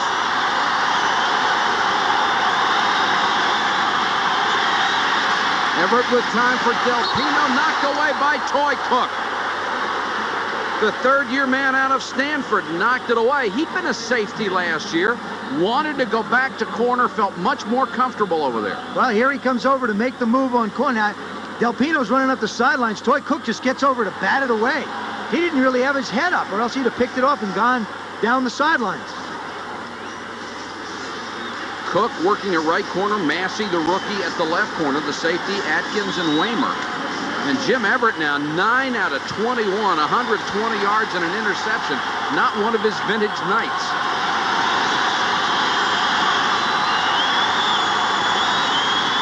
Fake to Bell. Pressure, Swilling from behind. Fumble. And now they indicate it's an incomplete pass. They said Everett's arm was moving forward. Oh, Swilling just flying toward the quarterback. Boy, you just can't run away. I mean, a tackle doesn't stand a chance when Swilling is on the move and you're rolling away. There you see Damone Johnson go down. Now, Tony Slayton and Greg Bell try and come out and block him. Matter of fact, the whole left side in help tries to block him. You could see Everett's arm was moving forward, and all it has to do is just start forward, and they're going to call it an incompletion. Of course, they don't like it in here. Pat Swilling become the sack master of the South. The human sack machine. He's an intelligent young man out of Georgia Tech, very soft-spoken, well-spoken. And he's healthy, and that's a big plus for the Saints. He wasn't last year, and of course he was a late coming into camp this year, held out. They're going to take a look at it just to make sure. But you see how his arm, he hits his arm, but now see how it comes forward? See how it comes, as soon as it starts to come forward, that's what happens. So you'll see, once he gets his arm started forward, they have to call it an incompletion. Even though he gets hit, see how it comes forward? Doesn't matter whether it looks pretty or not, as long as it's moving forward. And there's another look at it. There comes the arm forward, and the ball comes out. They are checking it in the instant replay booth. We're talking about swilling. You know, visiting with them, all through the off-season, he had to sit in 50-degree temperature water to treat After that further third stomach review, muscle. the play stands. Third down. Good call. He said he was sick all during the off-season because he'd have to sit in this cold water. He said the thing he's most thankful for now is he can take hot showers and not have to worry about treating that stomach pull. He's been bothered all year. 3rd and 10. Here comes the blitz. Cook, and Everett just had to throw it away. A corner blitz from Toy Cook. They've given Jim Everett a lot of different looks. Well, they're coming after him. We said the Saints wanted to blitz him. They don't want to give him a chance to sit in the pocket and set his feet. He certainly hasn't had the opportunity to do that. Here's a reverse angle right down here. Number 41 comes right off the corner. There's nobody there. Everett sees him out of the corner of his eye and just tries to dump it off Del Pino. Rod Harris awaits the punt inside the 10, makes the fair catch at the 9. A 42-yard punt, no return, 5:13 to go, and the third quarter, and the Saints still in control. New Orleans with a 7-point lead, 5:13 to go, third quarter. Jim Mora, John Robinson. John Robinson had some interesting things to say regarding the 0-4 span of his ball club. He said, we didn't run the ball enough. That was my problem. And he said, this is the type of a game where you find out if your team's ready for a championship play. And he said, the big thing that we have to do is we have to get physical. We've started to, but we have to keep it up. It has been a physical, low-scoring defensive game.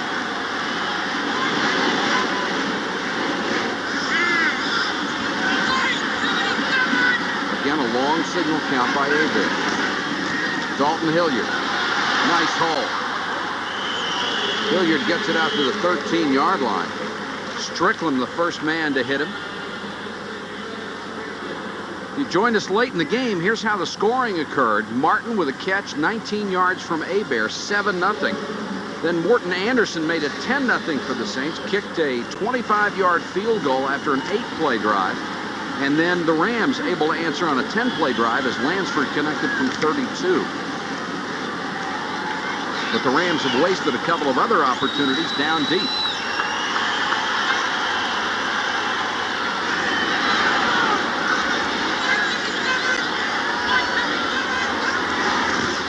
Hilliard again. Tries to get outside, turns the corner. Gray, the only one back, and knocks him down. Dalton Hilliard with a big sprint, 40 yards. His longest gain from scrimmage this year.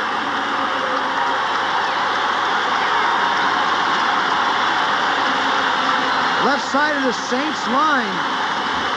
Number 82, John Tice, puts a block on Michael Stewart, number 23. Just ties him up long enough.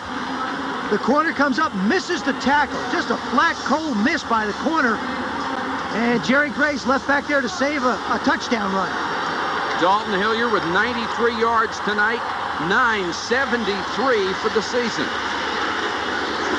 Fullback Buford Jordan will get a couple of tough yards down to the Rams' 43. Hilliard, who had one play off, will come back into the ballgame.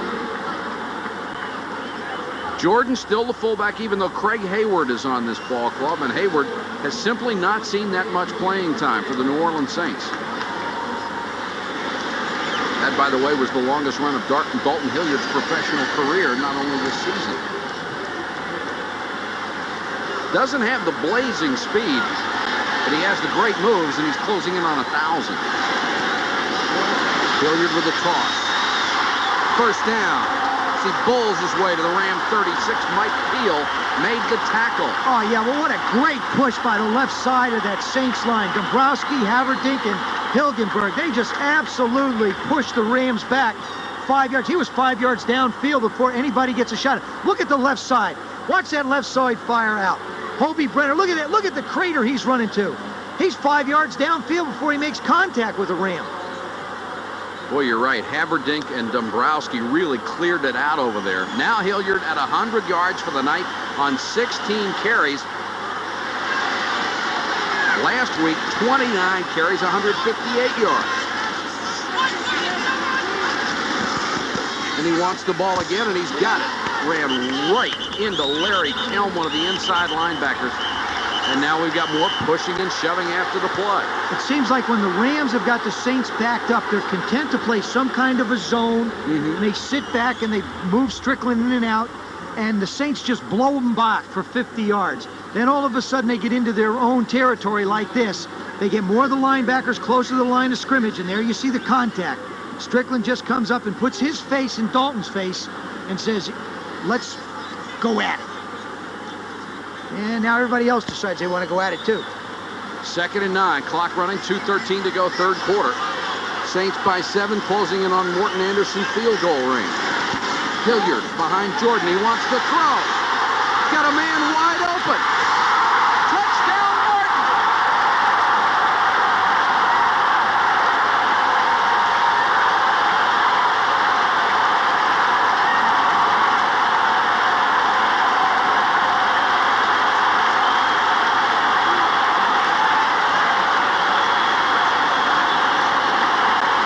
What a great play call.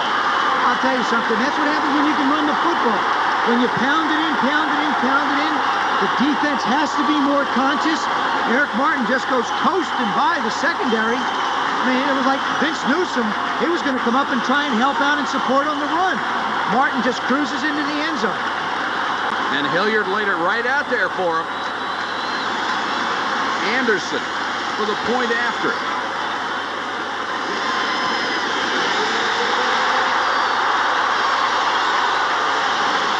Dalton Hilliard with a pretty good quarterback rating this year, 1 out of 1 and a touchdown. I'd have given anything to keep it.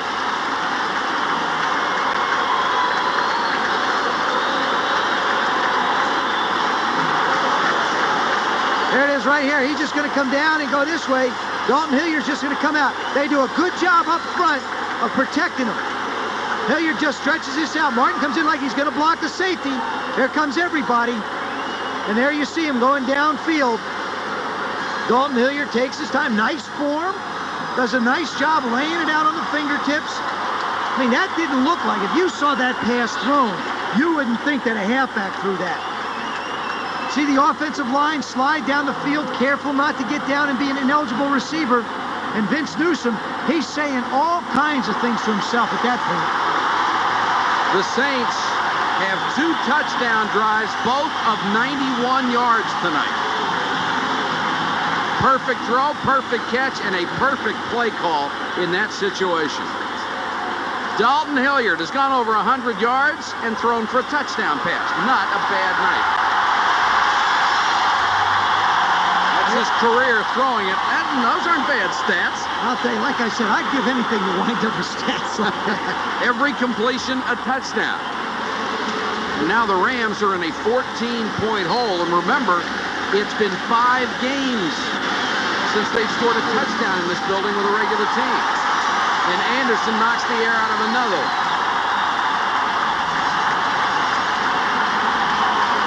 One of the crowd favorites down here.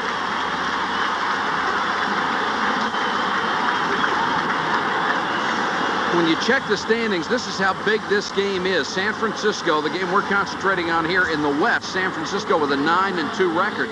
But let us show you the wild card picture. Philadelphia at 8-4. The Rams would need to win tonight to catch them. If New Orleans wins, both the Rams and the Saints are 7-5. But the big problem is New Orleans has a season sweep. They will have beaten the Rams twice, and that doesn't bode very well for them in the tiebreaker.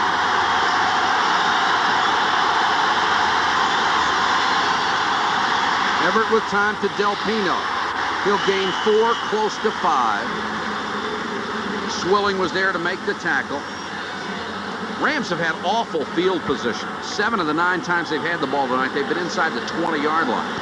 And it's very tough on any defense to drive it 80 yards, let alone these people. Well, the other thing is, too, is this is a time when John Robinson is looking at his ball club and saying, all right, guys, we need some miracle plays. We need something big to happen. They almost pulled one out against Minnesota. They almost pulled one out against Buffalo. Now they just flat have to try and pull it out.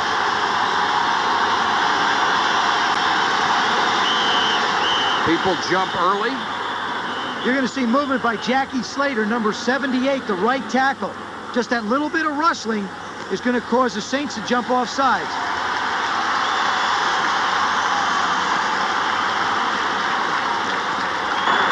False start. Number 78 of the offense. 5-yard penalty, still second down. And you will not see that guy make very many mistakes. 189 Watch the right side of your games. screen. Number 78, Jackie Slater. There he is. See that move inside? Right there. Watch the move inside. There he goes. That movement tells the defense something's happening. It wasn't. 14-year veteran who has been to the Pro Bowl 5 of the last 6 years. The numbers on Jim Everett, 10 out of 24, only 125 yards and an interception. Here comes the blitz. Everett unloads. Trying for Anderson. Got it. That time he beat the rookie, Robert Massey, and what a throw by Everett to get it there. Well, he throws this one. To give you an idea how strong Jim Everett's arm is. He throws this one off his back heel. But what he does is he hangs it up high in the air, and he gives Flipper Anderson a chance to run under it. Now, Massey's in good position, but Anderson just flat takes off and runs. Now, that ball is up a mile in the air, and it's dropping down. Anderson doing a great job of concentrating on Massey.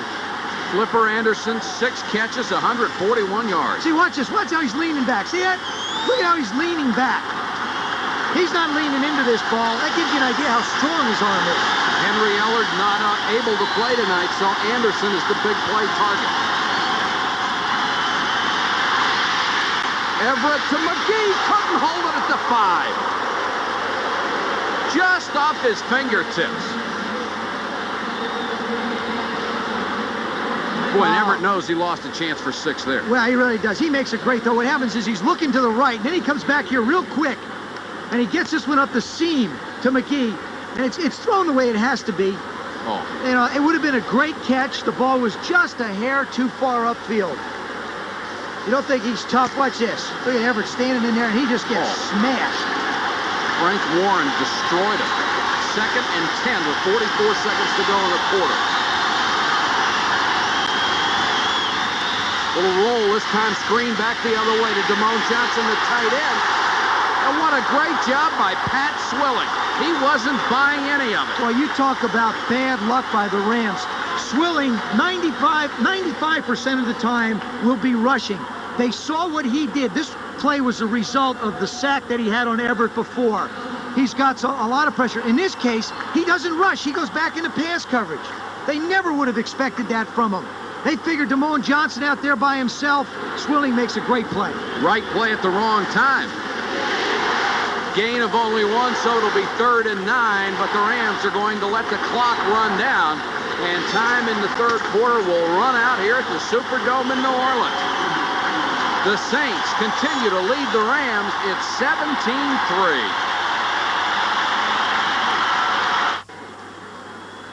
Ready to start the 4th quarter here at the Superdome, 17-3, and the Rams have the ball at the Saints' 30, 3rd and 9. It's almost 4-down territory at this point, isn't it? It really is. I don't think they can afford to give the Saints back the ball. They control it so much. I mean, they control the ball 4 minutes longer than anybody else, and their opponents do. They can't afford to give it back and have them run an 8 or 9 play series for 9 minutes down the field. Rams are only 4 of 11 on 3rd down tonight against this remarkable Saints defense. They turned in a great performance.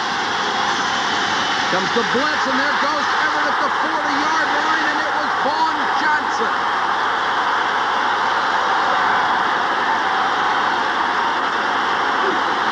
Came through untouched. We said at the top, what they wanted to do is they wanted to blitz him, and they certainly did. Watch this.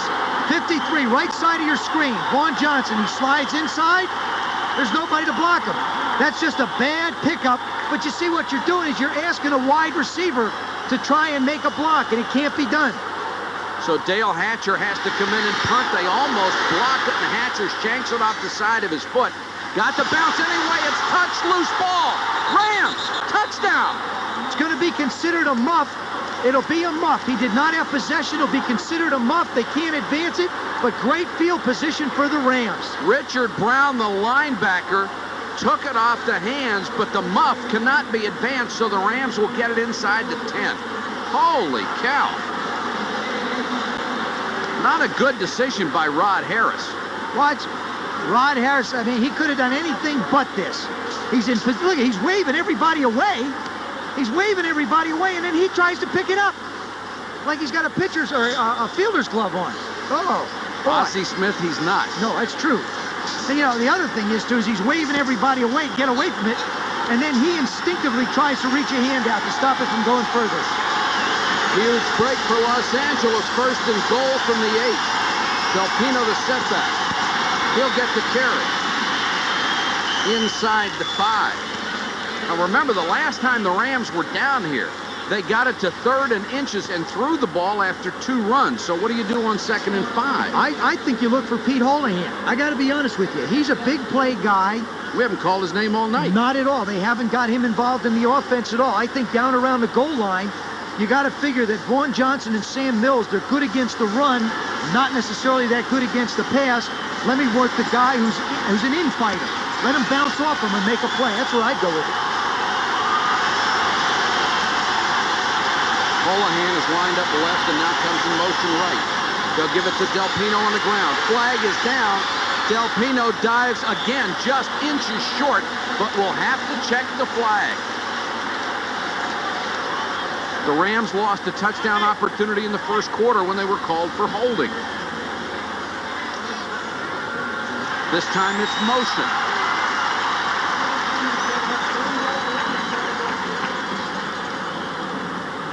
Illegal motion. The motion man moved too soon. 5-yard penalty. Repeat second down. That's number 81, Pete Holohan. They said he moved too soon, which means when he was in motion, he turned upfield. And again, Mike, that's the advantage of playing here in the Superdome for the Saints. Everett's having trouble. You can't call audibles at the line of scrimmage. And also, if the motion men are running away from you, they can't see the ball and they can't hear you, so they have to guess when the cadence comes. Move it back to the 10. It is still 2nd and goal. And every time it's an important situation, it seems that Del Pino is in there as the setback. This time the only running back is Buford McGee. Everett throws, and he threw it behind Damone Johnson as tight end. 3rd and goal. Well, they're working to the tight end here against the linebacker. Sam Mills will drop back into coverage. He's eyeing Damone Johnson. Johnson bounces off him. And this ball is, you're right, Mike, it was just flat thrown behind him. Everett had the opportunity, but, you know, that would have only given you 3rd down at the 4. Now they got to throw one in the end zone somehow. You get the feeling from up here that the Rams must score here. They must, but also, what do the Saints do? They blitzed them in the 3rd down last time. Do they drop back and play zone, or they come after it? Del Pino on the draw. He lost a couple of yards. Frank Warren was right there. Tried to cross him up, and it didn't work. Well, you know, Frank Warren just flat beats him off the ball. The Rams are throwing on 3rd and short and running on 3rd and long. Watch this, right off the ball. I mean, he doesn't stand a chance. Warren just takes a hard inside, and he's waiting for Del Pino right after he gets the ball. Now the Rams are forced into going for it on 4th down. I like this call, John Robinson. John Robinson not even thinking field goal. He's down by 14. Here's what they have done on 4th down this year. 75%, and the crowd is in it. And I'll guarantee a lot of them were a lot shorter than this. Jim Everett says he can't hear. And the official will take a timeout to talk to him about it. And now, the referees have backed off on this a little bit this year. A penalty flag also went down. The back judge threw a penalty flag. He's coming in to explain it.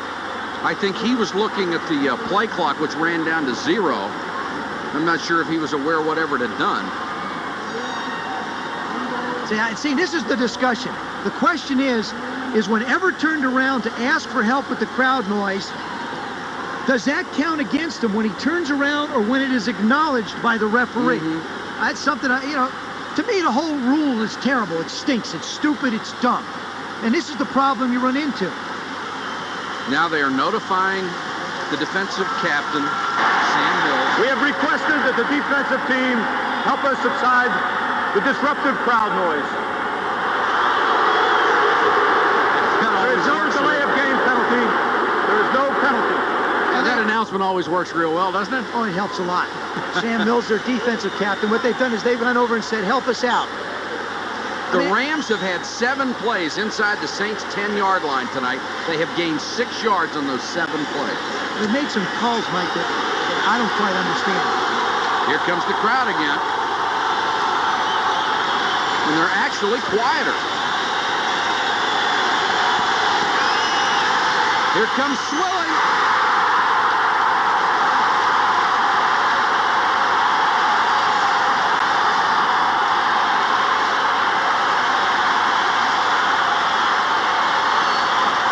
In the last 8 weeks, Pat Swilling has been devastating. John Robinson looking up at the replay. He's looking up in disbelief as well. Left side of your screen. Now, Swilling doesn't come around Panky. They have got a tight end over there blocking on him, Damone Johnson. And he eats Damone Johnson alive like you have Wheaties for breakfast, for crying out loud.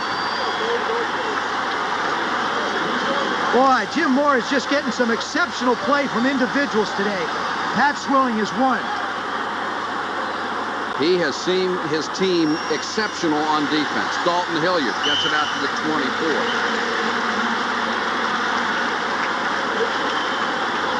This is a series that the Ram defense has got to stop the Saints offense. They cannot let them take the ball for 6 or 7 minutes, 8 minutes, which they're capable of doing down the field. They're a possession offense, and they can't let them do it. The Saints have nearly half of the sacks against the Ram quarterbacks this year. Jim Everett has a 56 stenciled in the back of his jersey from Pat Swilling. I think he's going to ask to have a piece of his helmet cut out so he can get a better look at him. 2nd and 5. Hilliard. Rams came hard on that one. A flag down. And it will be a hold against New Orleans. May be declined because they lost yards on the play. No way. No way. You can't decline this. You can't give Bobby Hebert 3rd down and 6 or 7. I'd much rather have him go 2nd down and 15 than let him pick up 5 and let him line up at 3rd and 10. I think you got to set him back. Holding, number 61 of the offense. 10-yard penalty. Repeat 2nd down. That's Joel Hilgenberg, the center. See what you got to figure out who you're playing against. That's the whole thing is, okay, this is a 3rd down short conversion team. Let's throw them back if they want to run the clock down or make them throw. There you see the hole right there. See the left hand? The left hand you can't grab. As soon as you grab the jersey, it's sort of a giveaway that you're holding. It's just a little bit of a giveaway. Got a hold of Mike Peel, who made a good move to get in the backfield. So it's 2nd and 15 now.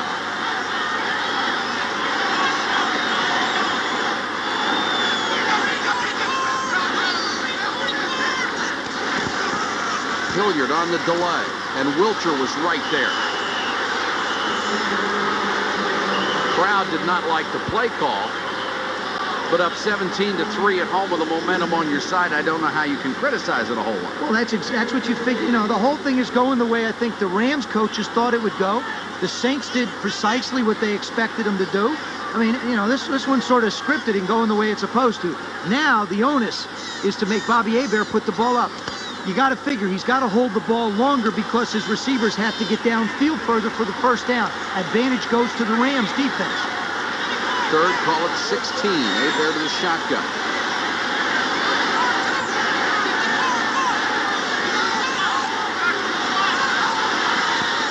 Three-man rush. Hebert with time, deep sideline. Martin can't get his feet down in bounds. That one worked out exactly the way the Rams wanted to. Now they have to make something happen on offense. And the onus is thrown back again on the Saints defense, who have risen to the occasion all night with great plays. 10-16 to go in the game, so there's plenty of time. Here's a guy who's jumped out of the woodwork. I mean, Tom Barnhart, his average coming into this game was 34-2, and he's at 47 tonight. Darrell Henley is back at the 45-yard line. Barnhart gets off another beauty. Henley signals fair catch, comes up to get it at the 40. A 47-yard punt and no return for Tommy Barnhart. We'll be back in a minute. 10:08 to go in the ballgame from the Superdome. The Saints 17-3 over the Rams. Los Angeles ball at its own 40-yard line. Everett has to get something started. Chased out of the pocket. And throws it away. Crowd wanted an intentional grounding on it, and they get it. The rule has nothing to do if there is somebody in the vicinity. A receiver, Damone Johnson, was about 5 yards away. Yeah, what they want you to do is they want you to stay out there if you're a quarterback and get yourself killed. There's another one of those. I hope Jim Finks is really taking notes on this one for some rule changes when he gets in with the competition committee. It's up to the judgment of the referee whether he thinks the quarterback was trying to throw it away to avoid a sack. Absolutely, but we've done it for years. Only 70 years in the league. It's time to change. I mean, it's, you know... Intentional grounding, number 11. Lost it down, second down. That's the biggest part of that penalty. You lose the down and you're penalized for yardage. And John Robinson doesn't care for it at all. Hey, he's not going to run now. Here he is. He throws the ball now. He throws it over the receiver's head. I mean, how different is that if you stand in the middle of the field and do it? I'll admit he was throwing it away, but that's like calling Michael Jordan for walking. You just don't do well, things. Well, that'll never happen. That's but... right. Nobody walks anymore in the NBA. So it's 2nd and 20 now. Flag is down. Anderson with the catch. Avoids Milton Mack. Picks up another 6-7 yards. Driven out of bounds at the 45. We'll check the flag. It looks like the Saints may have jumped early. A busy day for the men in striped shirts. But the gain was about 15 yards on the play.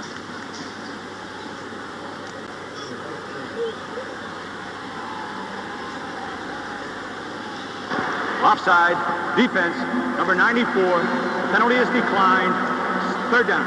It's Jim Wilkes, the nose man. If Flipper Anderson was tackled where he caught the ball, it would have only been about an 8-yard gain, which would have left them with a third down and 13, right. Which really would have been tough to make a decision. But by his extra effort, they're in a very makeable third down for the Rams.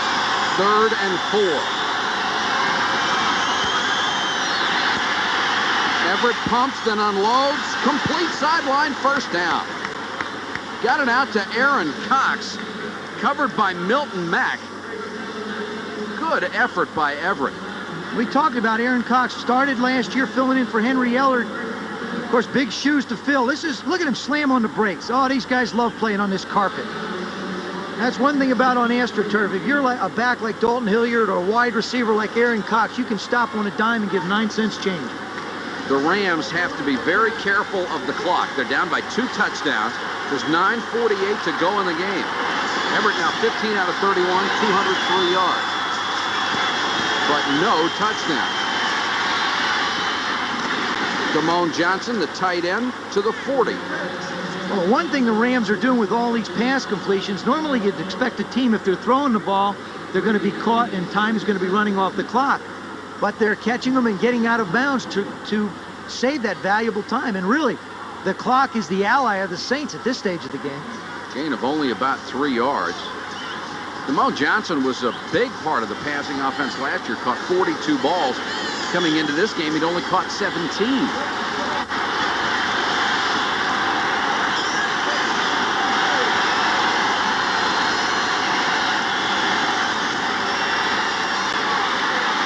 Everett has time again, throws, intercepted by Massey. He took it away from Flipper Anderson. What a play by the rookie. He has been in Flipper's back pocket all night.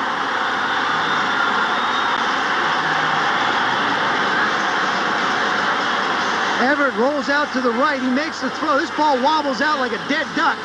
That's not your normal Everett. pass. Anderson tries to make the play. Massey comes in from behind him and basically just steals it. Here's another look at it. Anderson working back to the ball. He manages to get in front, but Massey gets more of the football. The second interception for Robert Massey tonight, 4 for the season. He ties Dave Waymer for the club lead. Now the officials will stop play. They'll take a look at it, but it isn't going to change it. The rookie out of North Carolina Central. They reviewed it and the play stands.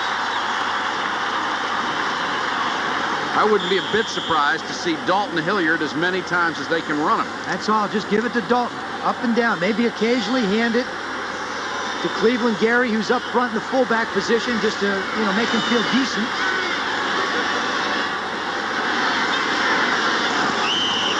Somebody moved early. It looked like right guard Steve Trapillo jumped for the Saints.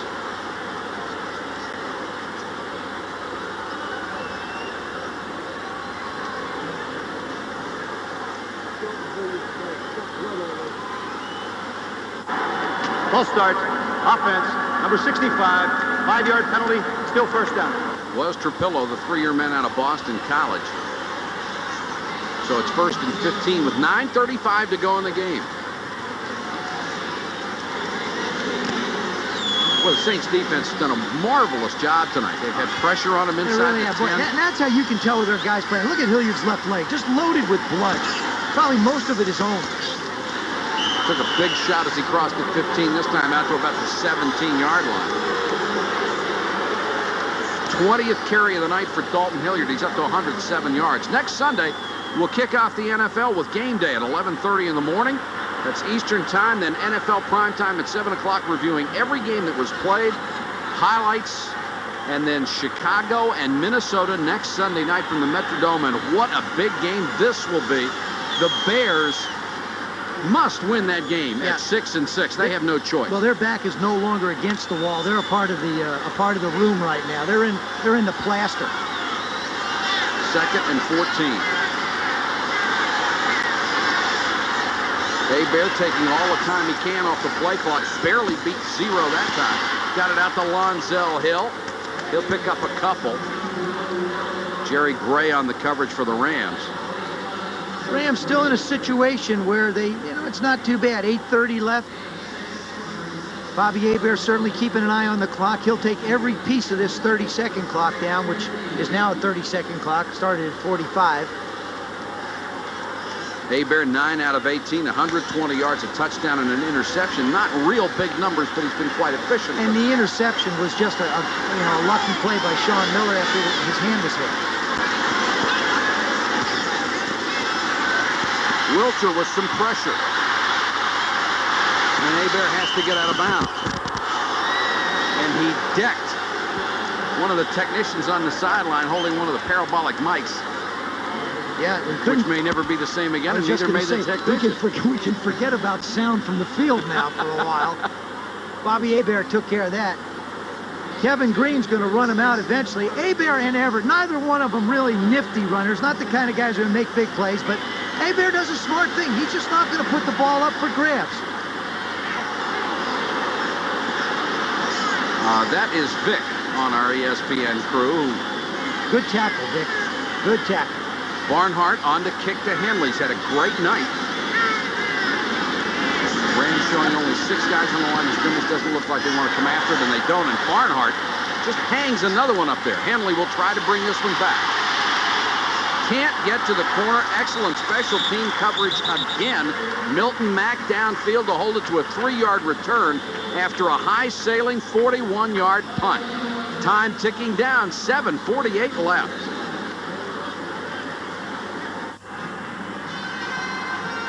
Seven minutes and 48 seconds.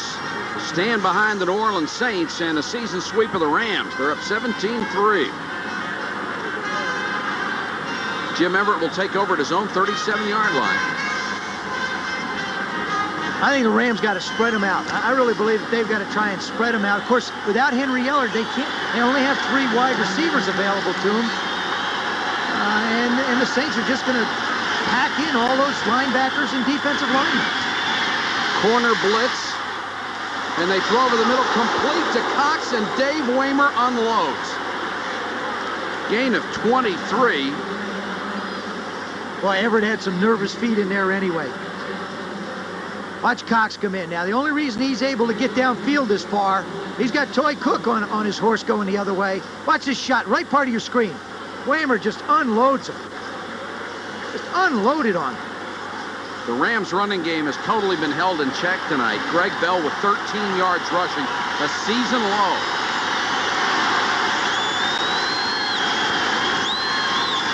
Jackson comes on the blitz. Everett throws, complete. Flipper Anderson got out of bounds at the 26-yard line. It's another first down. Robert Massey on the coverage. Big night for Anderson. Tell you what, the reason why the Rams are keeping two backs in the ball game is they're in there totally for protection. They're not in there to run the football. They know that the linebackers are coming off the edge, and if a linebacker doesn't come, Jim Everett's just going to tell Bell or Del Pino, find Pat Swilling. Please, I don't care. Wherever you're lined up, find Pat Swilling and help out on him. The Rams have spent an awful lot of time in Saints territory and have 3 points to show for it. Del Pino to the 20. Vaughn Johnson brought him down along with Gene Atkins, the safety. The Rams have to score a touchdown on this drive, or else it's the party's over. We can play that song. John Robinson trying to get Everett's attention, and does. It's second and 4 at the 20. Keeping an eye on the clock. This is what the Rams have done inside the 20 tonight. 3 times they've had it and come away with a field goal. Anderson spun around, couldn't get it, and Massey was with him stride for stride. Well, Massey has not drawn anything but the short straw tonight. I'll tell you something. Everywhere you look for Flipper Anderson, you're going to find Robert Massey. He's lined up head on head. Doesn't take the hard fake inside. Great field position. Now Anderson's looking upfield. Everett throws this ball. Jim Everett has not thrown the ball well tonight. They're fluttering and they're off the mark by a considerable margin. His hitches have been that way and everything up the field. If he tightens up the spiral, he's accurate. Once they start wobbling, who knows where it goes. 3rd and 4. They'll run it with Bell. Forget it. Loose ball. Saints have it.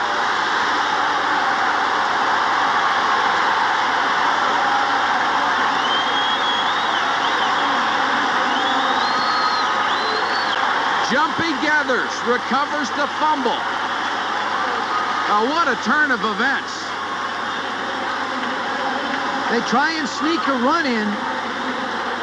There's everybody up at the line of scrimmage. There's 9 Saints up there getting ready to hit people.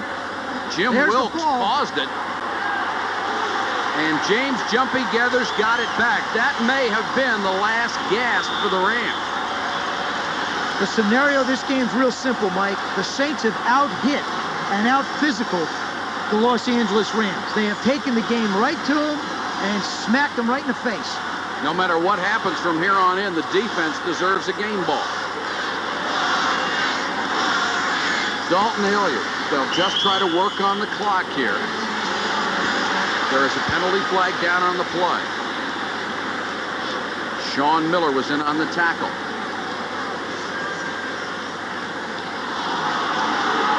Tell you one thing, that Saints offense has done everything they can to help the Rams out. They've been out on the field twice in this quarter, got nothing but penalties. Number 82 of the offense, 10-yard penalty, repeat first down. John Tice, the tight end. The Rams came into this game with the lowest number of lost fumbles in the National Football League. And that one hurt. And Everett's ranked right up there with passers. So they'll move it back to the 10. It's 1st and 20, but the bigger statistic is 6:06 on the clock, and there are the numbers on Jim Everett.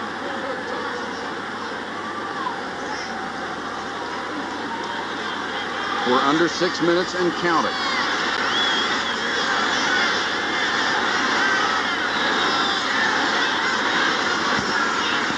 Hebert wants to throw.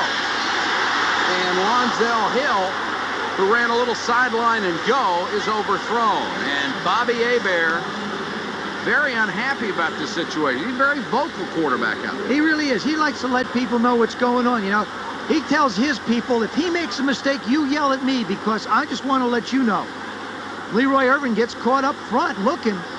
You know, they got that whole secondary of the Rams thinking, run support, they're going to run it. You got the number 2 and number 3 ranked quarterbacks in the NFC. Everett, number 2 behind Montana, who's the best, not in this business, but in the world. And Hebert, who's number 3. Hebert's only thrown the ball 6 times here in the second half, a pattern they started a couple of games ago. Dalton Hilliard took a big shot as he got it out to the 14-yard line. Newman, Strickland, Newsom all in on the stop. Clock continues to run. We're under 5.5 minutes. And Dalton Hilliard getting very close to 1,000 yards. Coming into this game, Dalton Hilliard had been responsible for 70% of the running plays in this season. Dalton Hilliard has outrushed the Rams collectively. He is 10 yards away from 1,000, that exclusive club that he would join in 12 games.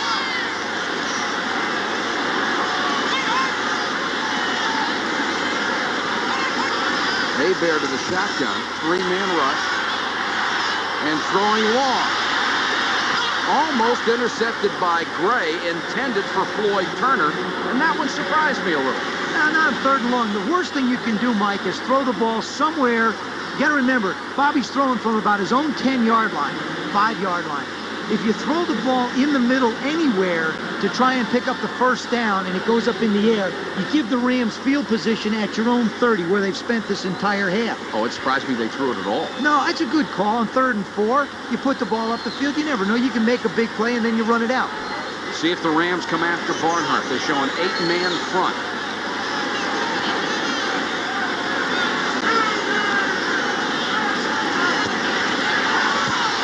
Almost got there, and Barnhart got out another kick, and a flag goes down as Barnhart was hit. Michael Stewart went for the block, missed it, and got Barnhart. They're going to have running into the kicker. It's only going to be a 5-yard penalty, which means that the Rams get to do it once again if they want, because now it's going to be 4th down and 10 instead of 4th down and 15. And the Saints are signaling it is 5 yards. I tell you, it's interesting. They could refuse it, too. Yes, exactly. And say, no, give the Rams the ball back down there. Why give them another chance for a punt block? Very good thinking. Mike, you get into this, you know. Coming to Coach Patrick. No, thank you. Coach Patrick. You look like you'd use some ulcers. Personal foul, running into the kicker. It's only a 5-yard penalty. The penalty is declined.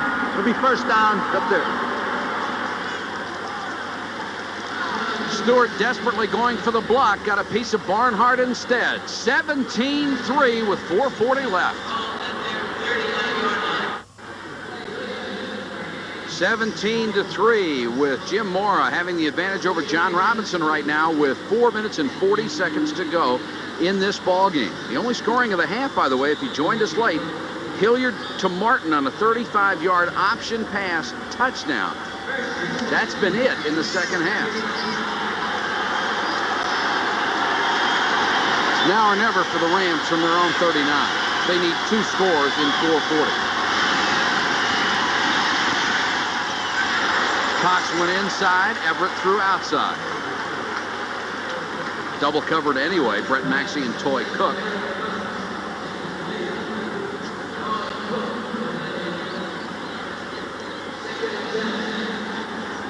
The Saints just don't give you a lot of areas to attack them defensively. When they make you throw the football, they can put a lot of pressure on you just by rushing 4. I mean, rushing Swilling is like having 2 people rush.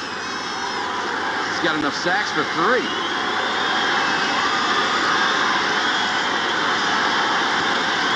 Four-man rush, blitz from the corner. They get rid of it. McGee has the first down out of the backfield, dives forward to the 50-yard line. Good job by Everett to get rid of it. Toy Cook was coming on a corner blitz. What the Saints are doing is they're just bringing people where they know the Rams can't block them. They've got the 4 wide receivers in, and Holohan becoming that 4th wide receiver, and they're just bringing guys off the corner. Clock running, Rams in their hurry-up offense. Everett wants Anderson deep. Caught the ball.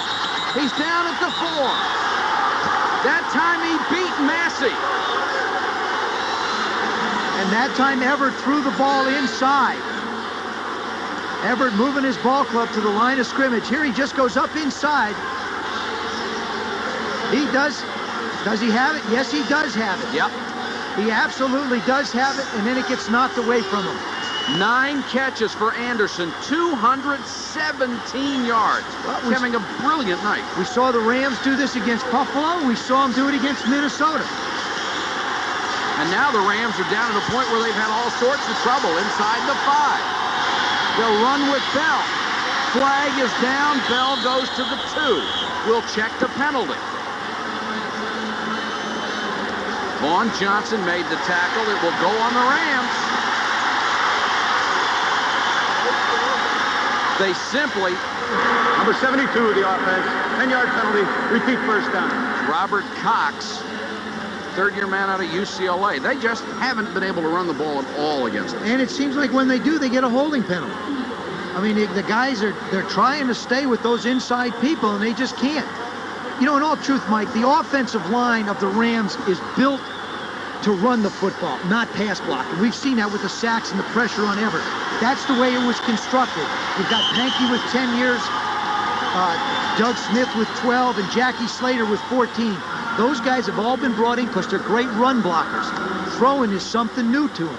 Saints have stopped the clock with 3:11 to go in the game as the ball was moved back to the 14-yard line. They want to discuss what defense they want to be in on 1st and goal from the 14-yard line, and it gives Everett a chance to talk to John Robinson. Both teams with 2 timeouts left and 3:11 to go. If the Saints hold on to win, both teams would be 7-5. The Rams have left Dallas, San Francisco, the Jets, and New England. You have to figure at 7-5 that what? 10-6 certainly gets you. Yeah, San Francisco, I think is the cream of, actually it's the cream of the league. I think it'd be a tough haul for them, although they've beaten them once. And there's the Saints remaining. When the Saints, they got to go to Buffalo. They have to play Philadelphia, Indianapolis. It will be down here in a dome where they're real tough. And Detroit, who the heck knows what Detroit's going to do? Now, the Rams have beaten the 49ers already. They would love to go into the game December 11th, only 1 game down. Right now, it looks like they'll be 2 behind when they meet San Francisco again.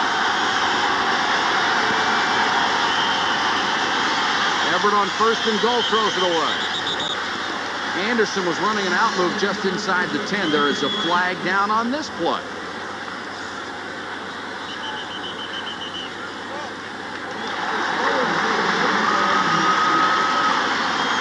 The Rams are in a self-destruct mode in the second half. This is going to be illegal motion. Ball start. Number 75, the offense. 5-yard penalty. Still first down. It is now 1st and goal from the 19. You can't blame Irv Pankey for getting out a little quicker. He's got Swilling coming hard off the corner, so he constantly tries to get out and get himself in position to block him. Bob Lee and Dan Patrick will be along with Sports Center. Here is the goal-to-go situation for the Rams tonight. They have gone backward more often than forward. It's still 1st and goal, but now from the 19-yard line. 3:11 to go in the game. Everett unloads. Cox to the 5. Brought down by Toy Cook. Rams hustling up to the line of scrimmage. It will be 2nd and goal. Nice tackle by Toy Cook.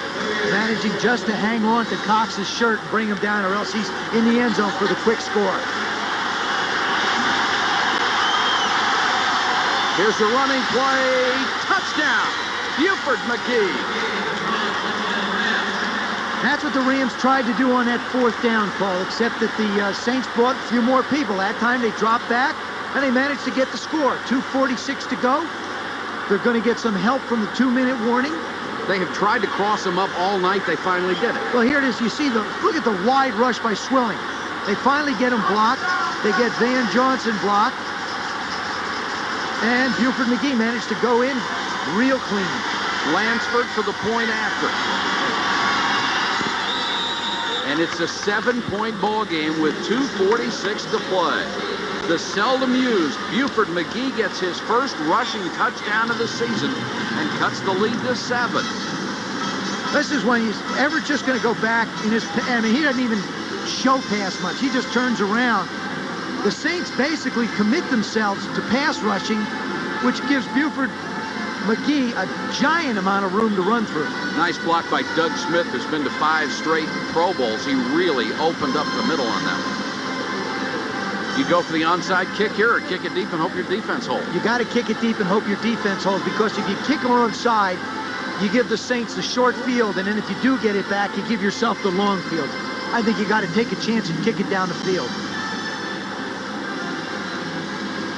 Rams still alive with 2:46 to go, and that drive 61 yards. Minute 54 is all it took, and McGee capped it with a 5-yard run. The Rams have only tried one onside kick this year. Didn't get it back. Mike Lansford. Mike likes kicking in this place. He likes kicking field goals. He hopes the opportunity comes down. Back in '83, the Saints and Rams were tied for a playoff berth, and he said his rookie year then in '83, he kicked a field goal with 42 seconds to go down here to win it for the Rams. So it's a good place for him. He feels comfortable in it, and I'm sure he wants a shot at trying to help his ball club out. Well, if you were barefoot, you'd like to kick indoors too. Heck yeah. Hey, our Carl Smith, the offensive coordinator, Bobby Hebert talking things over. I think the basic discussion is find Dalton and give him the ball. He'll be right behind you. That's right. Saints protecting against the onside kick. They have 9 men at midfield, and Lansford kicks away. Hilliard is back to take it, went all the way back to his goal line. Gets it back to the 20-yard line. Frank Stamms out of Notre Dame down to make the tackle on special teams. So what's going to happen here is you got 2:36 to go in the half. The Rams, if they can shut them down on first down, will call a timeout. That way it'll go down to the 2-minute warning will be their second timeout. They'll have 1 left. And hopefully they'll be able to force the Saints to be able to punt, and then they got 1 timeout left with a little under 2 minutes to move the ball. That's what they're looking for. The Saints, on the other hand, they want to pick up 4 or 5 yards on this play so that they can dictate the offense. Hilliard is the lone setback.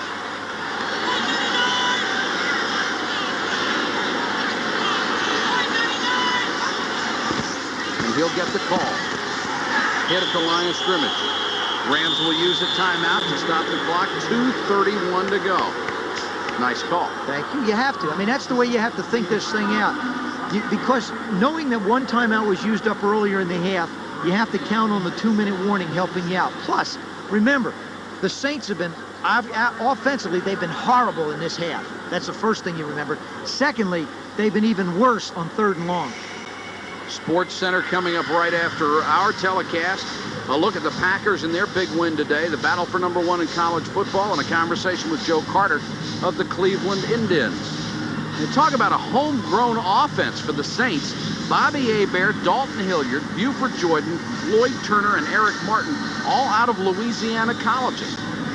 Now, that used to happen all the time when they had the protected draft of teams in your area. Shoot, yeah. But they've gotten a lot of use out of these guys. You betcha. Good old boys. You betcha. Louisiana boys. Homegrown products. They like playing down here. Always nice to play close to home. LSU, Tulane, Northwest Louisiana. Ball spotted at the 19. Officially 2nd and 10.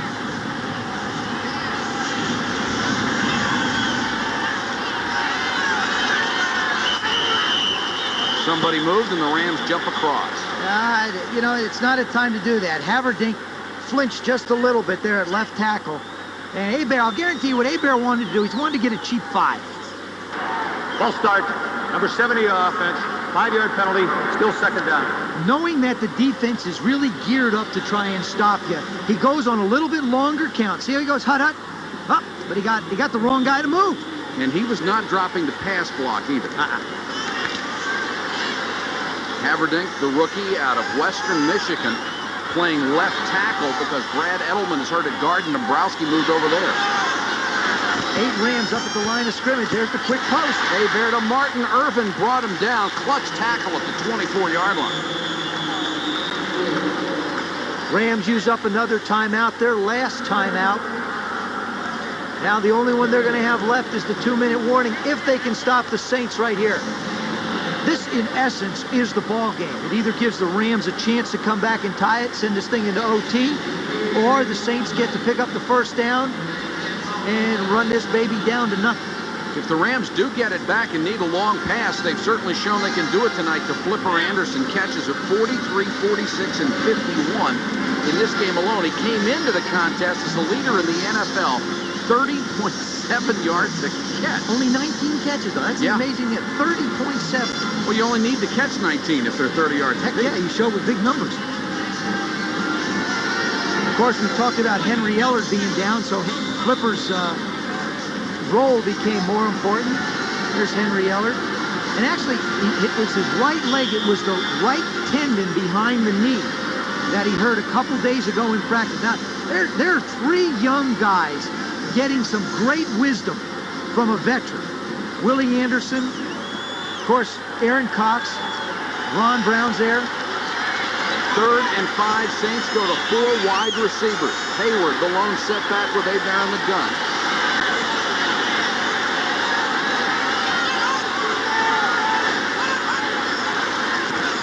Three-man rush. Hebert being chased. Hawkins after him at the 10. He unloads and throws it away. And a flag down, intentional grounding. Remember, this was called against the Rams earlier in the game, and this was exactly the same situation. I didn't like it then. I don't like it now. Number 3. I didn't like it then. I don't like it now, but at least the consistency is in the officiating, and that is one thing you cannot complain about. If an official is going to be consistent, then everybody plays by the same observations. This is loss of down and the yardage. Great pressure coming in on the left side. You see him force Hebert out and around. Green almost gets him. Number 70, Bill Hawkins, finally coming into his own and playing. Number 1 pick out of the University of Miami. It has nothing to do whether a receiver is in the area or not. It's the official's judgment of whether the quarterback was trying to avoid a loss of yardage. That's it. Now what's going to happen is the Rams are going to get the ball back with more than 2 minutes left, so they'll be able to run a play or two before they ever have to get down under the 2 minutes. So obviously they pick up what in essence is the 4th timeout for them. And they have no timeouts left, but it shouldn't make a difference. The other thing you can do is take a shot at going after the kick. They have 10 men on the line of scrimmage. But you don't want to do that, because if it goes out of the end zone, it becomes a touchback, not a touchdown.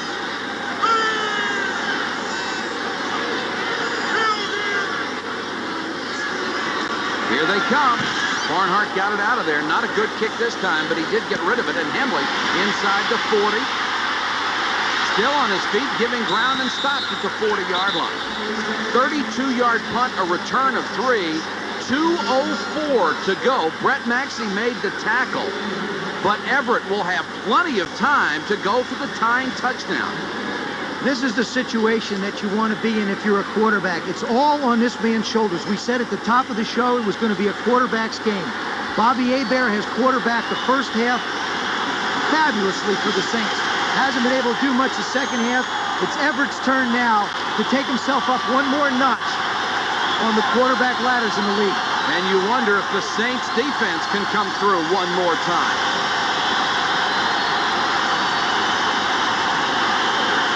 Saints jumped. Let's see if the Rams moved first. Ricky Jackson came across early. And Irv Pankey was the man who moved the draw. Well, you know, Pat Swilling moves first. Ball start. Number 75 of the offense. 5-yard penalty. Repeat first down. Pankey, the 10-year veteran. Now what Pankey's doing, he's reacting to Swilling. Swilling's down on the right side. He's coming around the corner. But up on the other side of the on the formation. left part of the formation, Ricky Jackson sort of bluffs him. And that's the difference between a guy who's been around. He's a headsy guy. He got Panky to move. 1st and 15 now from the Saints 45.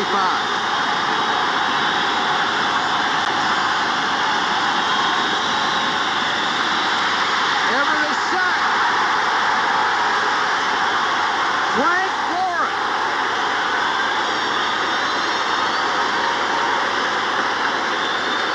The 6th time they have gotten to Jim Everett. The first time they met, they got him 5. Watch Swilling come around. They can't block him with 2 people. Look at him get around the horn. The problem, which I'll explain to you after this commercial. All right. 2 minutes to go in the game. The Rams will face 2nd and 22. All right, thank you, Bob. And Bob will be back right after our ball game, as he said, to update you on everything going on around the league and the rest of the world of sports. 2nd and 22 Rams. There is Swilling. The problem he causes is you got to block him with 2 people, leaving somebody to go after the quarterback. 4-man rush. Swilling almost had him. Everett unloads. Holohan forced out of bounds by Vaughn Johnson at the Saints 45. And there's a flag down on the play. Back where Everett was, it's holding.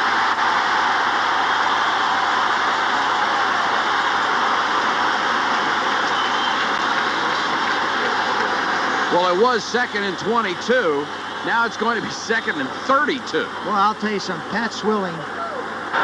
Holding, number 72 of the offense. 10-yard penalty, still 2nd down. Robert Cox against Swilling. Boy, oh boy, he's unbelievable. Watch this. Watch him come up. He comes up the field, and then he takes the hard right. See that right hand? Well, he's got his left hand on his back, his right hand on his chest, and he should have both of them somewhere. And he can't. Swilling has elevated himself from all-pro to all-world tonight. 2nd and 32. Everett unloads for Anderson. Great throw, and Anderson down to the Saint 37-yard line. No timeouts left, a gain of 25. It's still 3rd down, but at least now it's manageable.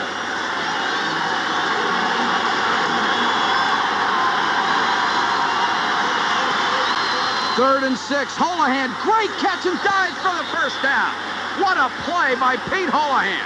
He's a guy, he's been their clutch receiver all year. There he makes a one-handed catch and has presence of mind to leap ahead for the 1st down. A brilliant play by the veteran from Notre Dame. 1st down.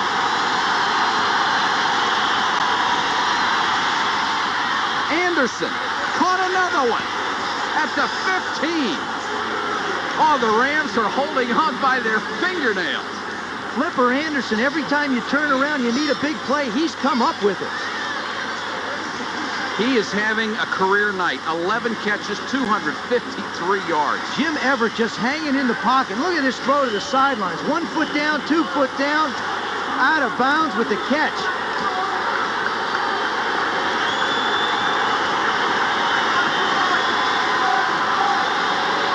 Clock stopped with 1:06 left. In the 2-minute drill, the Rams have been outstanding. And they're going to take a look at it. This is my problem with instant replay. No matter how you get momentum going, whether it's offense or defense, 25 seconds. 25 seconds. they come back and look at it. There it is. His foot right, left foot's down, right foot's down. It's a good catch. I mean, he has possession of the ball when his left foot is on the ground. Sure does. Right there. But you can't see it. It's hidden by the defensive back. Of course, the crowd is reacting to the replay in here. All they see is 1 foot down in the step out of bounds, but it's obvious he made the catch. 1st down. Now, the crowd is seeing the replay with its heart and not its eyes. Now, even Jim Moore was sort of hoping.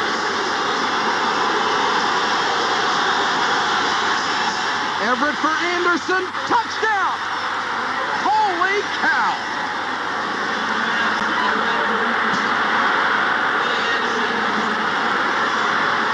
And Robert Massey has had such a great night against Flipper Willie Anderson. And they just keep coming at him and coming at him. Anderson with the big catch. And Everett with some big league throws under a lot of pressure.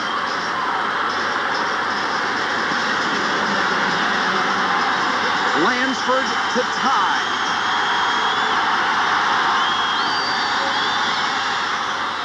$17-all with 1:02 left. Boy, some great numbers right now. Everett with 377 yards, a great second half. And Flipper Anderson, 12 catches, 268 yards. That's awesome. He's a phenom. 17-17. Jim Everett walking around congratulating everybody. Look at how he finds the ball. Now, Robert Massey is concentrating so much on Anderson, he loses track of it. Here comes the big spike. Boy, he's done everything. Jim Everett throws this one off balance, but he doesn't have to throw it too far downfield. He throws it inside where Anderson has a shot at making the play. Anderson came into the game with 19 catches on the season. He has 12 tonight. There it is again, the little flip outside. Little flip to Flipper. Now, here we go. Let's go the other way. You know, Johnny Robinson, he's a little excited. Ooh. Oh, my goodness. Tell me something good. Tell me something real good right now. Somebody tell me something good. They have made Coach Robinson wait all night for some fireworks, but he finally got him here in the fourth quarter, and Robert Massey really upset. Well, He's had both halves of games. 2 interceptions, some great deflections, but Anderson has also burned him. well, he has, and this time what he's saying is that, hey, Anderson pushed me off when he went for the catch, but it's considered incidental contact. Flipper Anderson with a career night. Yeah, but his average is down. Yeah, Poor came guy. in at 30. 30, now he's down to 22 and a TD. Of course, the Saints situation is 1:02 to go and 2 timeouts, and Morton Anderson, who can kick it a ton. That's right. Here at the Superdome. We've seen Jim Everett just take his ball club in for the touchdown. He did his responsibility. But, of course, the Rams have been here before. They were in this situation against Buffalo a few weeks ago, and, of course, against Minnesota in the overtime.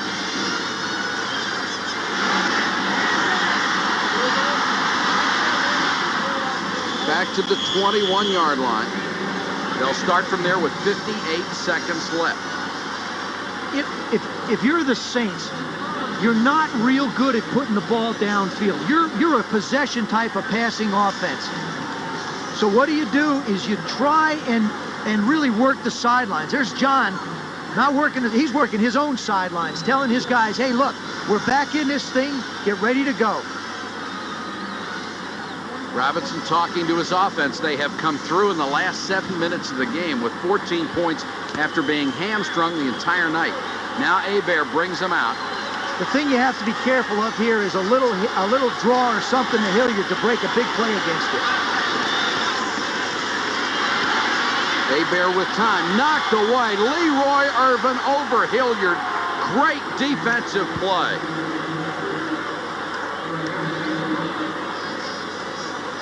The Saints have got to try and get the ball to a wide receiver. They can't continue to work it to the backs because they're not going to get enough. Leroy Irvin out there in that zone defense just smashes it down over Dalton Hilliard's head. Makes the play. Bobby Hebert calling 2 plays in the huddle just in case it's caught downfield.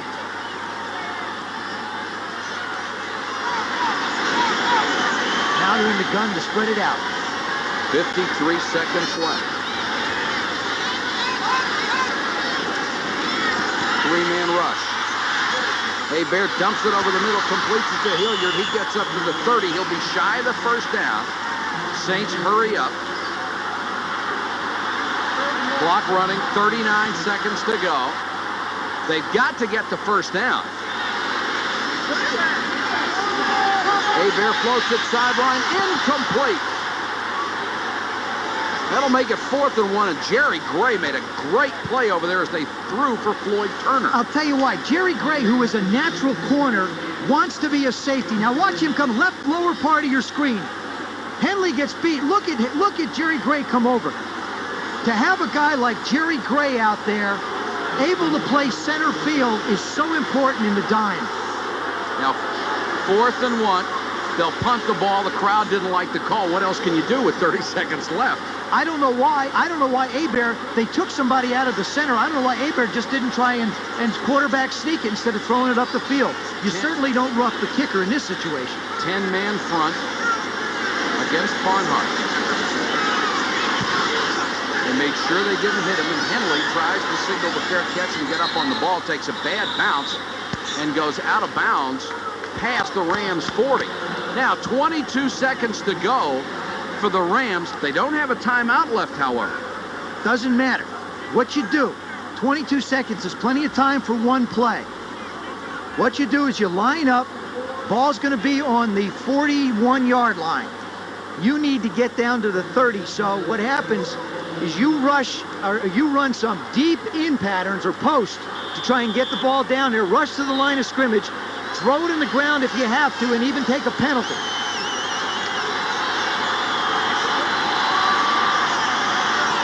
The numbers on Everett, the 2 touchdowns both coming in the fourth quarter. Gotta watch it in that seam route. There it is.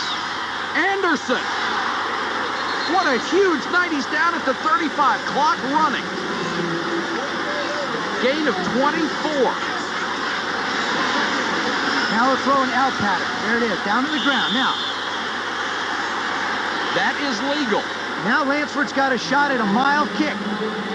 This would be approximately 52 yards. His long this year is 48.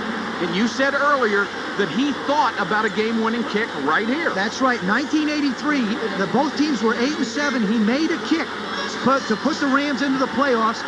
And it was at this field goal, because when we were down on the field before, he pointed to these uprights.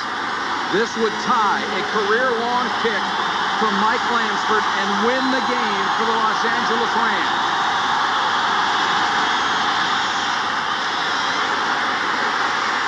It's wide.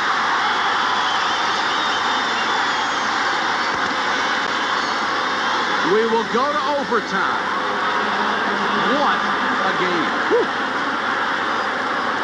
Just when you think the Rams are not only down but out, they come flying back. They sit around for 56 minutes and floundered offensively, and then they bounce back and tie it. Now watch how close this one is. Plenty of distance. Misses to the right by about 2-3 feet. Whoa. So we'll have a break to set it up for overtime, and what has normally happened in overtimes in the National Football League, because you have such good field goal kickers, the team that gets it first wins most of the time. Well, that didn't happen to the Rams, if you remember that. And the Saints win the toss. Interesting decision, though. Jackie Slater took the ball going the way the Rams have produced some points. Psychologically, it's going to help them. We'll go to overtime. 17-17, the Rams and the Saints.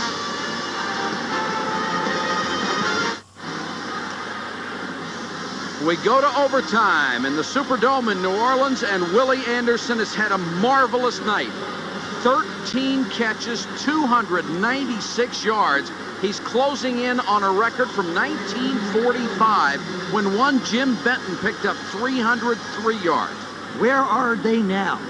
I don't know. But we know where Willie Anderson is. He's truth. waiting on the sideline hoping for another shot. The Saints are still trying to find him, I think, though. The NFL record, by the way, Stephon Page, 309 yards in 1985. And if Anderson makes one more grab, he'll probably have that one too. Harris and Frazier are deep. Harris from the 4 to the 30-yard line. Jerry Gray brought him down on special teams. Both teams have 2 timeouts in overtime. The first team that scores wins. And that's what's on Hebert's mind. Well, that's right. And, you know, the Saints have struggled offensively in this half. I think they played a little more conservative than they wanted to. They made some decisions with the football, trying to take long passes maybe when they shouldn't. They have to go back to what they do best. That's run Dalton Hilliard with the football. Try and pick up 4 first downs and let Morton Anderson kick it for the score. They'll start from the 30, and Hilliard already has 110 tonight on 22 carries. Play action, Hebert, Brenner, great catch. Kobe Brenner, the tight end to the 46-yard line. Mel Owens brought him down, and Bobby Hebert is hurt.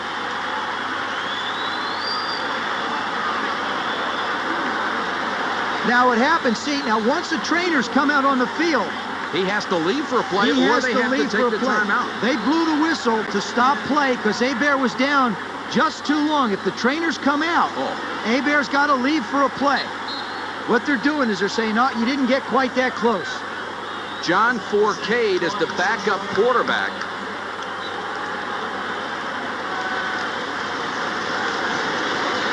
And Forcade waiting on the sideline, but Hebert is in there right now.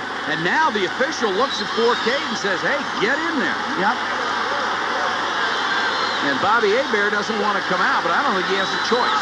No, he really doesn't. What he's going to do is he's going to tell Forcade what he called. He's not going to let Forcade call a play. He's just going to tell Forcade and say, listen, this is what I call. So John Forcade out of Mississippi played in one game this year when Hebert was injured. Gives it to his fullback, Buford Jordan, and Jordan dragging people with him across midfield. Forcade, possibly done for the night, comes out, and Hebert comes in. Did his job, picked up a big yardage, picked up 6 yards, 7 yards. Hebert got a chance to go over, talk to the coach a little bit, get some words of wisdom from Carl Smith, offensive coordinator, quarterback coach. 17-17 in overtime. 13:56 left. Hilliard. Got to get to the 44 for first down. He is just at the 45. Larry Kell made the tackle. Morton Anderson, who has a career-long 55-yard field goal. They're not within his range yet. Right now, it would be about 62. And John Forcade is his holder, so he's had a busy series here. Ran out on the field to run a play, runs over to hold for Morton Anderson. 3rd and a yard.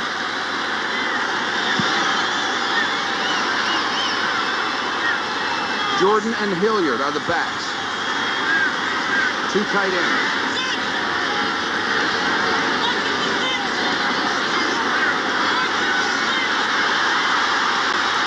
Hilliard. Oh, what a play. Stopped in the backfield. Kevin Green bolted into the backfield to make the tackle. Huge defensive effort. Kevin Green describes defense as pure desire. Watch him go over Buford Jordan. Unbelievable. Right side of your screen. Watch this. Look at this. Up and over. He said he wanted to punch somebody in the face in this one. And you lead by example, and he just went over the top to make the play. Big stop. And on 4th and 3, the Saints will punt. Barnhart comes in to kick to Henley. And Leroy Irvin also back there. No rush. Fair catch signal. Catch made it to 14. Irvin. A punt of 34. And the Rams will now get a shot at it.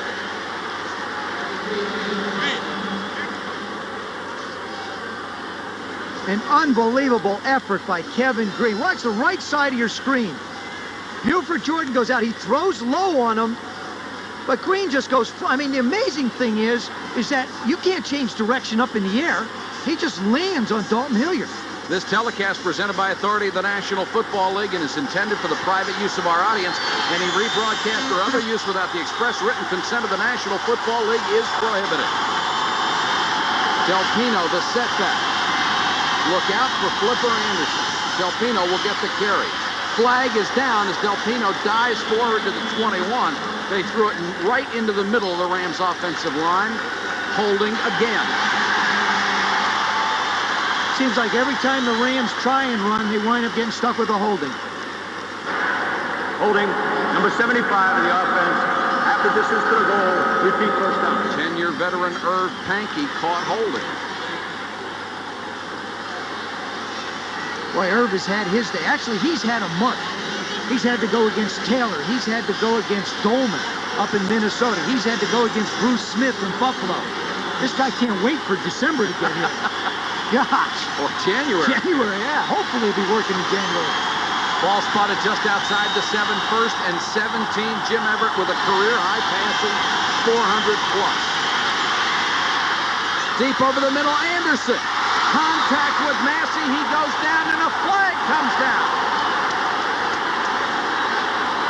Obvious contact, Massey and Anderson.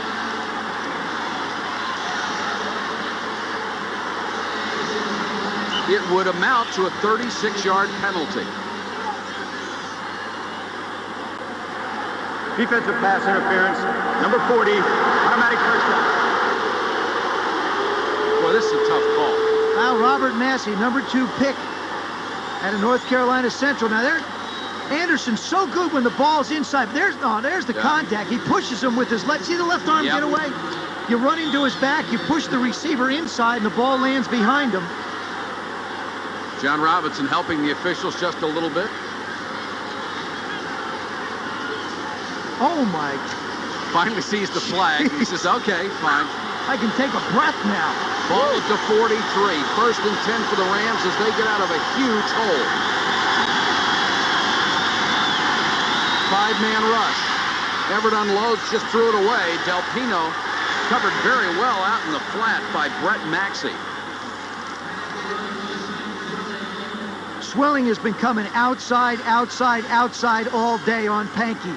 Now he just starts outside and comes flying inside. That's not fair. I mean, Everett hasn't had a chance at all on the clock. 11:50 to go in overtime. The Rams with 2 clutch fourth-quarter touchdowns, tied it at 17. Face a 2nd and 10 from their own 43.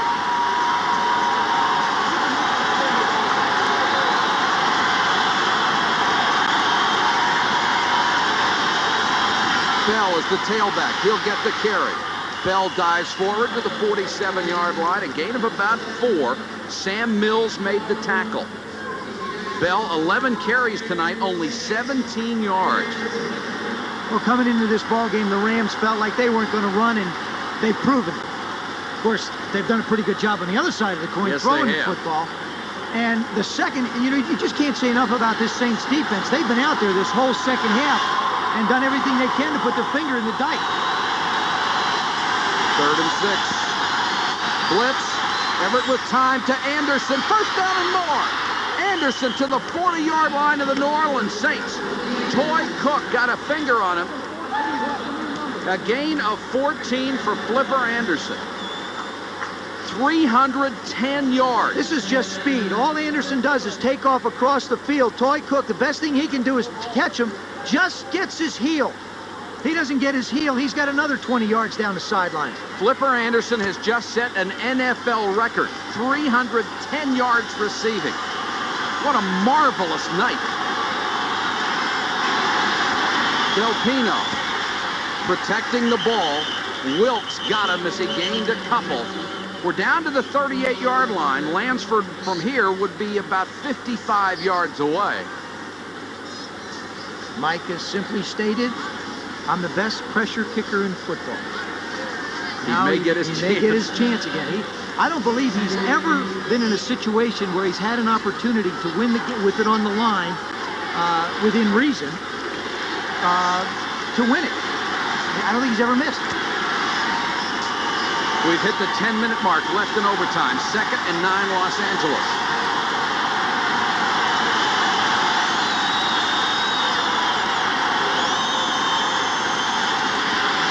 Pressure.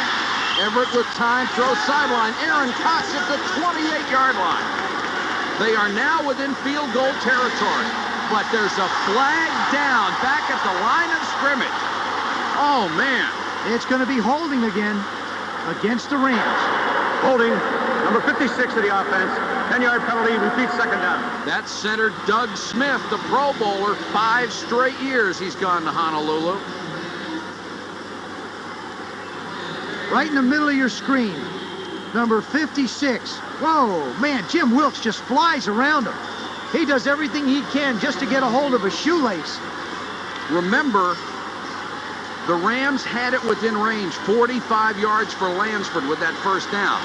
Now they're well out of range back at the Saints 48. 2nd and 19. There's the penalty story. Both teams have been hurt tonight.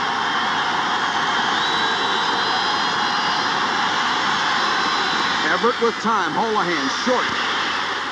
Ducks his head, got to the 41-yard line. No more gang tackle there. Milton Mack and Sam Mills, the first two. Pat Swilling also in there.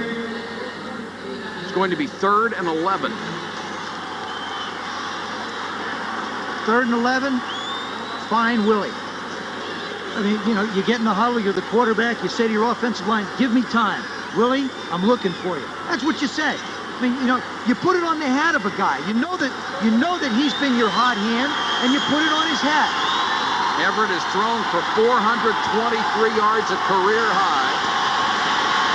Blitz. Anderson. Got it. No question. They split him to the top of the screen so that they could get one-on-one, send all the other receivers down to the lower part or the right of Everett, and they got where he wanted. I think he's just tired. He's got to be.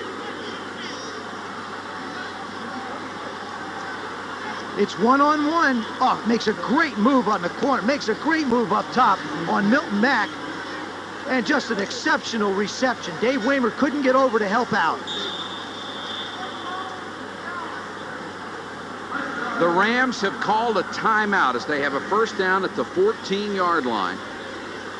The numbers on Flipper Anderson are absolutely staggering. In fact, no one in the history of the National Football League has ever had a night like this.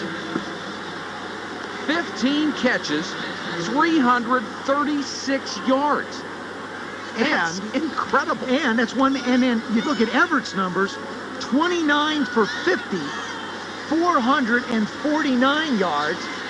And I think he had 15 in the second half for 336. Now, most of the yardage has come in the second half, and the Rams will waste no more time. Lansford will try from 31. He has not missed inside 40 this season.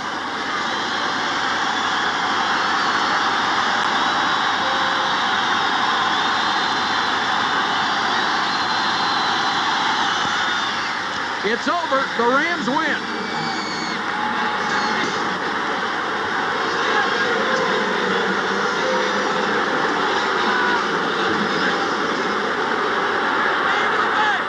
Oh, boy, you saw Jim Morris say it. Oh, boy. That's about all he could do. His defense played exceptional the second half. His offense sputtered a bit. Lansford comes through with another clutch kick, and Flipper Anderson put on a clinic tonight. One of the greatest comebacks in the fourth quarter that I've ever seen. Only 14 points, not in terms of points, but the New Orleans Saints defense had hampered Los Angeles all night long. They'd given them absolutely nothing, and the Rams sucked it up and got it done. I really believe with all the pressure that the Saints defense constantly put on that Ram offense, they got a little tired pass rushing. I mean, it wears them down, because every time the Rams tried to run the football, they'd get a holding penalty. And anytime Everett got in trouble, he would isolate Flipper Anderson one-on-one with somebody and put it up in a place where he'd be able to make the catch. Tonight, Flipper Anderson will always remember an incredible record-setting performance. Here is Lansford winning kick. The Saints try and put the big push up the middle, but they just can't quite get it. The fourth time this year, the Saints have lost when they led in the fourth quarter. A tough pill to swallow for Jim Mora and the fans down here, because they fall to 6-6. Very difficult for them with 4 games left. Certainly they're not going to win the division. Their chances as a wild card hurt tonight. The Rams go to 8-4. They stay 2 games, now actually a game and a half behind the 49ers, and the 49ers play tomorrow night. Well, the first half belonged to the Saints, the second half belonged to the Rams, and that's just what you don't want. You don't want the other guys having the great second half. And they did it in the fourth quarter without Henry Ellard, who came in leading the league in yards, second in receptions. Of course, Flipper Anderson almost caught him in one night. Just a brilliant evening. Once again,